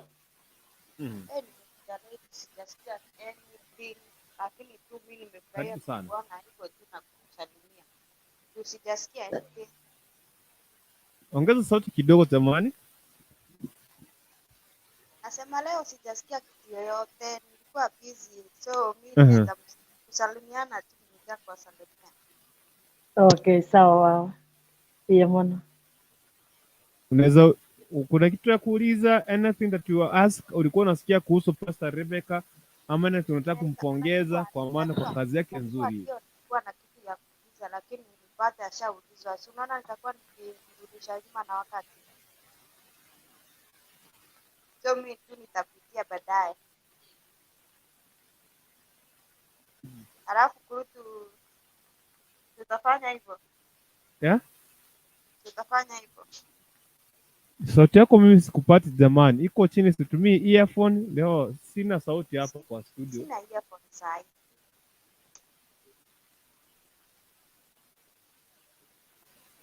Okay. Piano 7 tutorials tunasema kwamba funza. Okay. So pastor, wacha nikupatie nafasi kwa sababu kuzungumze kuhusu neno la Mungu kwa dakika 10, kisha ukiomba tutamalizia hapo. lakini tunawaambia kwamba kesho nitakuwa nawafahamisha ile siku ambayo tutakuwa na Pastor Rebecca Thomas afunze kuhusu marriage. Akina Rai Pendesa nitamtafuta. Pia ni mwimbaji wa zamani sana, nilikuwa nasikiliza nyimbo zake, sijui alikuja kaenda wapi, sijamsikia nowadays. Tutamfuatilia na vitu zingine mingi tuweze kusaidia hao waimbaji wetu. So karibu sana Pastor, zungumza na sisi neno la Mungu, nafasi ni yako sasa. Nashukuru tena. Wacha niombe kwa ajili ya neno. Baba, katika jina la Yesu, ninakushukuru Bwana kwa ajili ya jioni ya leo. Imefika usiku, tunaenda kusikia neno lako. Hili neno litatuchenga, hili neno litatutia nguvu, hili neno litatushikilia hata katika safari hii ambao tunaishi. Asante Bwana kwa ajili ya usiku huu. Yeyote atakayesikia, atakayetazama baadaye ama kwa sasa, niwe ni wabaraka kwake, nawe hawe ni wabaraka kwangu. Katika jina la Yesu tumeomba na tumeamini. Amen. Hiyo ndio tutasoma kitabu cha Ayubu 14 mstari wake wa 7. Ayubu 14 mstari wake wa 7. Ienda ikawa hii fasi umeisikia mara mingi na mara kwa watu wengi. Niseme kwamba maybe umesikia hii fasi kwa watu wengi na umesikia mara mingi. Hiyo ndio Kiswahili sanifu sasa. Yaani ienda ikawa kuna fasi ambao watu wameizoea kama ile Yohana 3:16 Yohana 3:16 inasema kwamba nina kinyasaye ayanjitenze. Kuna watu wamezoea hiyo fasi, na wakati utasema kwamba sijui nini inaingia kwa masikio, inaharibu masikio sana. Studio. Kuna fasi ambayo wachungaji wanaweza isoma kila wakati na kila mahali. Mpaka watu wakaizoea, wakachua kwamba hii fasi ipo. Na hata wenyewe wanachiupiria. Yaani ukisasoma hiyo fasi, mtu asasiupiria amemaliza na ameenda. Lakini nataka leo uchukue hii fasi kitofauti. Sitaki kujua nani alikusomea wa mwisho ama wa kwanza. Ama sitaki kujua ulisikia wapi na ilikuwa kwa maana gani. Lakini nataka uisikie leo kwa sababu ya saa hii na katika hali ile ulipo na katika ile maisha ambayo unakaa kwa sasa hivi. Ili Bwana akukubariki kupitia hilo fasi. Maana kwa sababu Biblia inasema kwamba neno la Mungu kila asubuhi linakuwa jipya. So kumaanisha kwamba ili neno nitakalo lisoma jioni ya leo kwako litakuwa jipya. Haijalishi lilisoma wapi, haijalishi lilisoma kiwango gani, ama liletwa kwako kwa njia vipi. Lakini leo hii ninatamani sana likuje kwa kisasa na likuje kwa hata ya saa hii na likuje likuondoe katika hali ambayo ni ya sasa. Ya nyuma tuyaache tuende na mbele. Biblia inasema kwamba ogo semerinkoleo asomutekero gechirwe no seboke naende. Na ime soboke yo tego sareka. Hallelujah. Tirangirore. Ogo semerinkoleo asomote ekero ogechirwe no seboke naende. Na ime soboke yo tego sira. Hallelujah. Bwana Yesu asifiwe. Amen. Ikonde tukukwanira omuntu obogima bwaye bwabutokanire. Ebintu nebinge tugwetera asenseye bikogera kwa kata tamaa whatever hata kesho haipo. Kuna wakati moja nimekuja online ghafla hivi, wakati niliposti picha fulani watu wakasupport yani waka comment wakasema venye wananichua venye walikuwa wananiona wakati huo na wakati huu mahali nilipo mimi. Wakati huu sitaki kujua, wacha niseme hivi, wacha nijitoe kama ushuhuda kwamba mimi sitakangi kujua kama niko na pesa ama sina pesa. Kitu ya kwanza nataka kujua kwamba niko na Mungu. Haleluya. Maana nikiwa na Mungu, nikiwa na Yesu ndani yangu, kesho yangu haitakuwa kama leo. Haleluya. Nataka nisungumuze na mtu ambaye maisha yake ya jana yalikatisha tamaa. Your tomorrow must be better than today. Enda na hiyo kwamba umutekero kunachwa na boko na tunuboro umutena boko gubutokane umutena boko gwosire aseliraba umutena boko gwogunde umutena boko gubwebunsaria asogwa osire unogosira kore. Lakini umutorie kero na chitwe totogo iri egento gyukambwa togo semeriga aso umutoyo na chitwe totogo iri. Bwana Yesu asifiwe. Ege tukikirigia tigarite kira aseliraba ngesoboke na hende ekero gya sebokire emesoboke inabe menge amarikate bangaki tegosira. Haleluya. Emesoboko terigosira omote omonyene na borasire abayiboli bao mbanyarite gukora ibintu byengenjenene. Lakini omote okanachwa ayoga sebokana yoro moseboko seboka na meseboko ya ote siru wa siritere Yesu onde to kwana n'umuntu bono ande imirimo y'abantu bandi bakorire tirabaretera amafanikio bakorire imirimo mekongu yukugiramura yugwechana yugwetigana lakini mbaraseboka tigemeteri yegore na chwe ancha kuna gharama ya kukata muti gharama nero teko baraisigo umutego kubiku musumeno neri goro tabwati eriogiri yokorera lakini umutori no igwe toburuguko na chwa etere kebindi yuko na chwa kerege kongupi lakini umute otigarege tugikerenze kesoboke nemesoboke yo tego siraseritere Yesu tigemeremo y'amabokao ebe mesoboko tesira aseritere Yesu ndege tuko professor Yesu muntu bana maragoba amarwaire arenga se family ya ino yeti sokoro neti sokororia emete ya marwaire kanachwa tigeme soboke menya ebwato go semeri kwa mambi kotari gusira abana gwasomete bote gwatimere mu bokwamete anya abana bahomba kwa mugete tigaba bena abwe mete yanachetwe eri pegarama asaba tukoro bangu chikocha babe mesoboko etasire ebintu mbire tugutete ko chenjia etabienda mwamu ne mokone subu korugusi yangwa neke gusigi okayo lazima tu change ekero tu achenjiri enda mwamu emoko ne subu otatake tikoro mwana nyarebo kobyoka otatake tikoro muntu gokore mirimo ya maboka Yesu seneke otatake tikoro ngombe ya nyarebe gikokama mabere otatake tikoro mwana nyarebo kugenda America emesoboko tigesoboke menya kurwa sichinkoro chitoimi libero nesugu nenda mwamu nobaro gitobitigere bireche kyagera ne byabireche tigeme soboke menya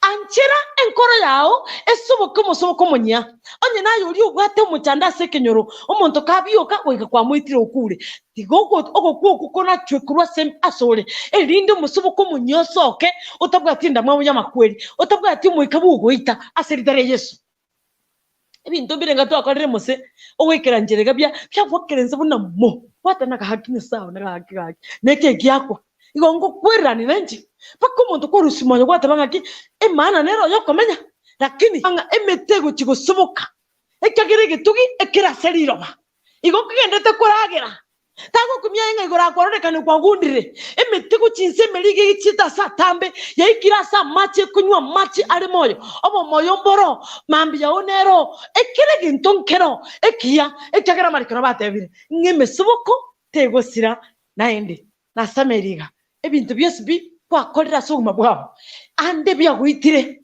ande bitaraida yenda bwifundise asaba enda uchifundishe kwa walio faulu hawakufaulu kuanzia mwanzo walijaribu mara ya kwanza wakashindwa wakajaribu hata mara ya pili wakashindwa lakini walipojaribu mara ya tatu wakafaulu ndio maana tumesimama hapa kusema kwamba mambo mengine tumeyapitia ili yatufundishe kesho yetu mambo mengine tumeanguka hapa ili kesho tukafaulu mambo mengine tulishindwa hapa ili kesho tukashinde mesomo kego chikosema kurume yao tego sira aseritere Yesu nanjere sema no muntu bono marakoba emesoboko era sama gimaito ya sebokire bono ego tikosoboka guchaka bono era seboke guchaka mambia tego sira ekyagaranya saye to gusasima gari moyo oriye iranga omotekero na chirwe egarama nero asoko na chumo toyo e process nero yuko na chumo toyo lakini emesoboko bakese egocha tego sira na hende to sabe. Baba, katika jina la Yesu, ninashukuru Bwana kwa nafasi hii umenipa kuongea na watu wako. Ya kwamba mti ukikatwa tena utachibuka. Na utakapochibuka, hiyo miti yake ambayo imechibuka haitaisha tena, itaishi. Na itakuwa ya mafanikio katika ile hali ambayo imechibuka nayo. Jehova, kuna watu ambao wamekata tamaa. Kuna watu ambao wamefika mwisho. Kuna watu ambao hawaoni kesho. Kuna watu ambao mtoto ataenda shule ako nyumbani na haoni kesho hata chui huyu mtoto atatoka aje nyumbani aende shule.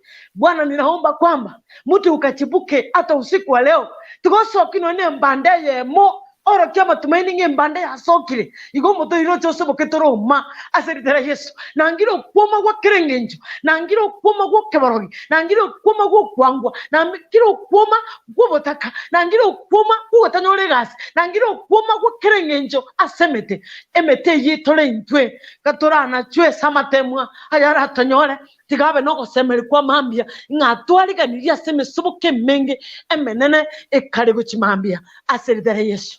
Na sabiri mtazamaji, nimeombea mtazamaji, nimeombea msikilizaji, nimeombea studio yote, nimeombea watu wote watapaka mbalimbali ambao watatazama na watasikiza ujumbe huu, ya kwamba kesho yetu itakuwa ya maana kuliko ya leo.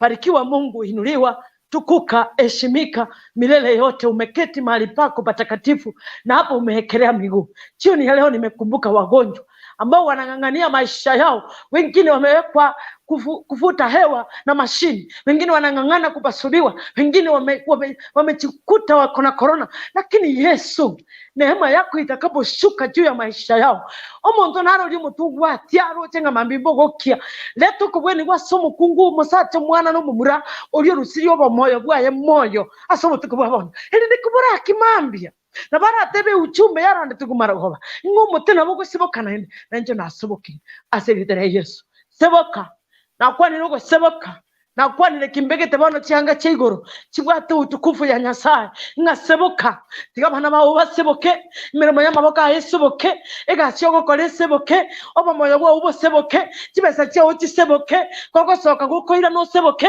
aseritere Yesu Kristo omo Nazareti. Popote ulienda Yesu ulitenda mema, na hata leo ninajua kwa yule atanisikiza na yule ataenda pamoja na mimi katika mahubiri haya ataseboka kwa jina la Yesu.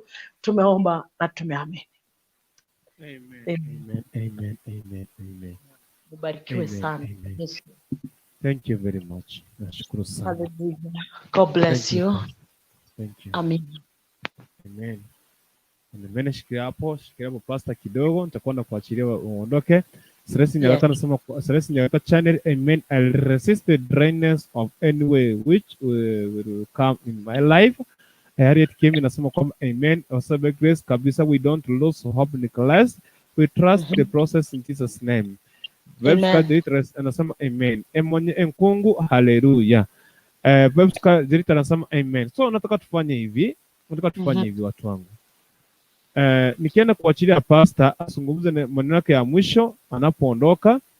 Hii linki pasta akiondoka watu wakuja hapa akina Website dirita Rico also by grace akina anaitwa nani huyo mwenye nkungu Harriet Kemi anaitwa nani Harriet channel blessed anaitwa blessed daughter akina wote Gregory akina hao watu wote. Hiyo linki waleta hapa ndani niwaambie kitu. Kuna kitu hapa kudiscuss hapa pastor akiondoka. So pastor, may speak something tafadhali. Come up. Maneno ya mwisho yani ile kusema hai ya kwa watu wale. Mafanisi zangu wote nashukuru kwa kunipenda. Musingenipenda singefika mahali nimefika. Munge support kazi yangu singeweza kusimama na kusema kwamba Mungu ametenda. So nashukuru kwa kila nafsi, nashukuru kwa kila fan yangu ambaye amenisupport kwa maombi, akanisupport kwa kununua CD, akanisupport kwa kusubscribe, akanisupport financially, akanisupport njia yoyote ile. Nashukuru. Na hii habari wafikie kwamba nimeshukuru kutoka ndani ya moyo wangu. Na ninapomalizia kabisa niseme kwamba tunapofanyia Mungu huduma hatutawekewa mipaka ya kukua wa huduma viongozi. Lazima hii nayo kuikatuge ya seringanili. Hatujawekewa mipaka ya kusema kwamba hatutakuwa viongozi. Tutakuwa viongozi, watumishi wa Mungu, tena viongozi. Na hakutakuwa na lawama kwa sababu tunapoongoza nchi itakuwa na amani. Hiyo ni Proverbs 26:2 kwamba abanyene uburungi bese kugera ense kibwato murembe. Bono rende nayo mucyandukuruye. Ense tigeragwe n'abanyene uburungi unless utagete kuragwa n'abantu bari ifo. God bless you. God bless you. God bless you. Hot TV. God bless you kwa kunihosti. Mungu wabariki. I feel humbled to be here and I feel that nimependwa. Nasikia kupendwa. Na mbarikiwe na Yesu. Bye bye. Thank you very much. Ani mpaka karibu nisahau. Sitaki nipiwe mawe, sitaki nipiwe kwa sababu Thomas ako karibu aseme hi. Ako karibu na wewe hapo aseme hi. Thomas yuko karibu na mimi, hii ni saa 5 bana, shalala. It's okay. It's okay. It's okay. Next Shalala. time Moso wakati tutaleta kipindi cha marriage atakuwa. Thank you very much. Haya. Thank you very much. Sasa Nashukuru. naweza kuruhusu uondoke, kisha baadaye tukipatana kipindi kingine ndio tutazungumza kuhusu safari yako ya pale Nyamira na mambo mengine ya mawili matatu. Nashukuru sana. Yes, barikiwa sana na Bwana akubariki. Na iwao koroke kurugutu ngaki. Kukurikuntu. Kurungutu. Kukurikuntu. Aji baba, hiyo ndaenda class. Bwana wabariki, bye bye. Thank you very much. I appreciate it. Asante sana. Nashukuru sana watazamaji wa Kisi Hot TV. Pia nyinyi hatungeweza kufika hapa. Celestine Nyagaka channel Pai and Pai Mami, we love you. North South. Amen. Amen. Celestine Nyagaka at Emonyo Osebe Harriet website route to check me out at Celestine Nyagaka channel. I have a word for you. Osebe Grace, I'm really touched with your prayers, ma'am. May God continue blessing you so much. So tufanye hivi kwa dakika 3 niko nazo. Tunasema tupange topic ya marriage. So I want you tuweze kupanga mambo mawili matatu. Mimi hapa ndio nimefikia mwisho. Siendelee kutoka hapa. Kwa maana nimekuwa hapa kuanzia mwendo wa saa 2. Sasa hivi ni saa 5 dakika 12. Kumaanisha kupika masaa 2 dakika 56 kuelekea masaa 3 tumefanya kazi. I want us tufanye hivi. Watu akina Blessed Lauta, watu wengine wote nimeweka link hapo chini. Mchapo tupatane nyuma ya tent tupange mambo mawili matatu. Ukikuja nyuma ya tent ninamaliza stream, tutamaliza hapa. Tuseme may grace kwa sababu pastor ametuombea, and then from there tutaongea mambo mawili matatu kupanga kuhusu hii topic ya marriage. So what I'm waiting for here ni everybody. Hii stream yangu inabeba watu 12. So I'm waiting watu wengine mkuja hapa, wengine tutapatana kesho kuanzia mwendo wa saa 3. Tuweze kusema officially tutakuwa na hiyo program ya marriage. Sawa sawa. Kitu kingine ni hiki. Next Sunday tutakuwa na African Melody Band in worship night experience. So if you want to experience the power of worship on that night, karibu sana. Just prepare yourself. Start preparing yourself from today. So in the case of this week, nitakuwa naachilia ile link or the advert. Advert iko ready. So I know you guys, we will just experience this. I think I have one here which is not edited. I have one here which is not edited. But watu wakuje hivyo nikienda kuzungumza hivi naenda kungoja watu wakuje hapa tumalizie kupanga mambo mawili matatu. So I'm waiting you here guys. We plan on 2 or 3 things kuhusu topic ya marriage. Tutapata pastor nyinyi mlisema nilikuwa nangoja mseme tuweze kuona chizi gani tuweze kupanga hii safari. Tuweze kupanga mambo mawili matatu. Okay. I'm waiting you here.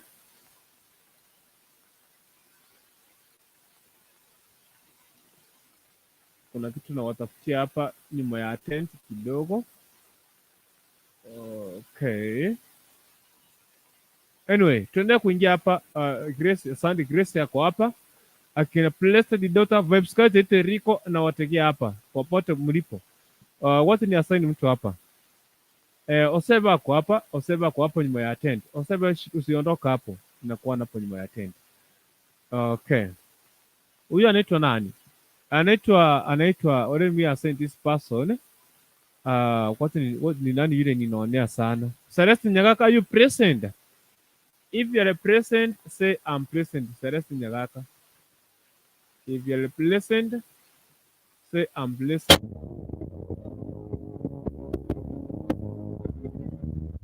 I'm just trying to prepare kitu hapa ni walete hapo kidogo tu msiondoke. Okay.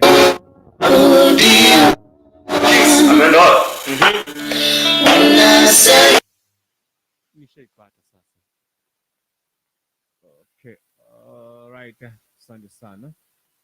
shaipata. Naleta hapa hivi. Celeste Nyagaka nataka kukutuma. Celeste Nyagaka nimekuona pale. Celeste Nyagaka kimbia nyuma ya tent. Tafuta mtu analeta vibes card Eriko, finest man. Mwambie akuja hapa mbio sana. Ukipata finest man nitapata blessed daughter. So Celeste Nyagaka ako hapa nyuma ya tent. Nimekutuma. Titus Muthianai, mumefika wapi? Ndio natoka class I. Oh, pole sana. Titus. Yeah. Najua kwamba huyu mtu alikuleta hapa alienda wapi? Kwa Mbuhu. Nitampiga mateke. Karibu sana Wambuhu. Nimetuma Celeste Nyagaka nitafutie watu hao.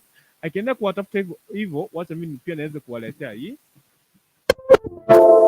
Wacha niwaletea hii. Okay.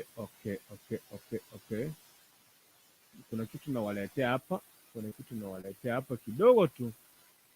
Tuweze kuona tunafikia wapi. Ndani ya Kisi Hot TV.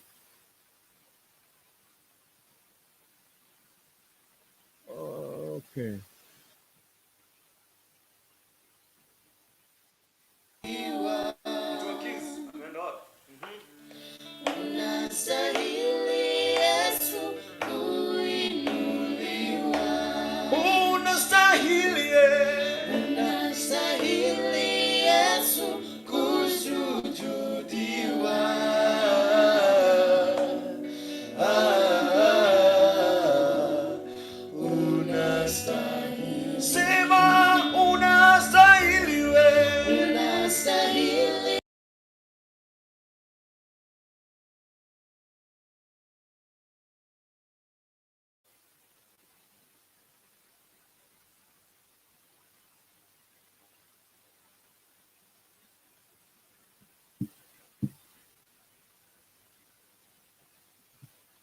Okay, shida hapo kidogo. Ni shida kidogo papo hapo, but tunakuwa naishughulikia. Tutakuwa na hawa wana African Melodies katika ile worship night. Nancy wa Monyo, asante sana, karibu sana. Shikilia hapo. Nancy wa Monyo, shikilia hapo. Celeste Nyagaka wako pale, Osebe wako pale. Kuna watu wawili naongoza hapa tukaweza kufanya mambo. Msiondoke tafadhali, msiondoke. Nikiendelea kushughulikia mambo mawili matatu papa hapa, tuone tunajipanga vipi. Okay. Emonyo na wote batenga nini tuweka tororo.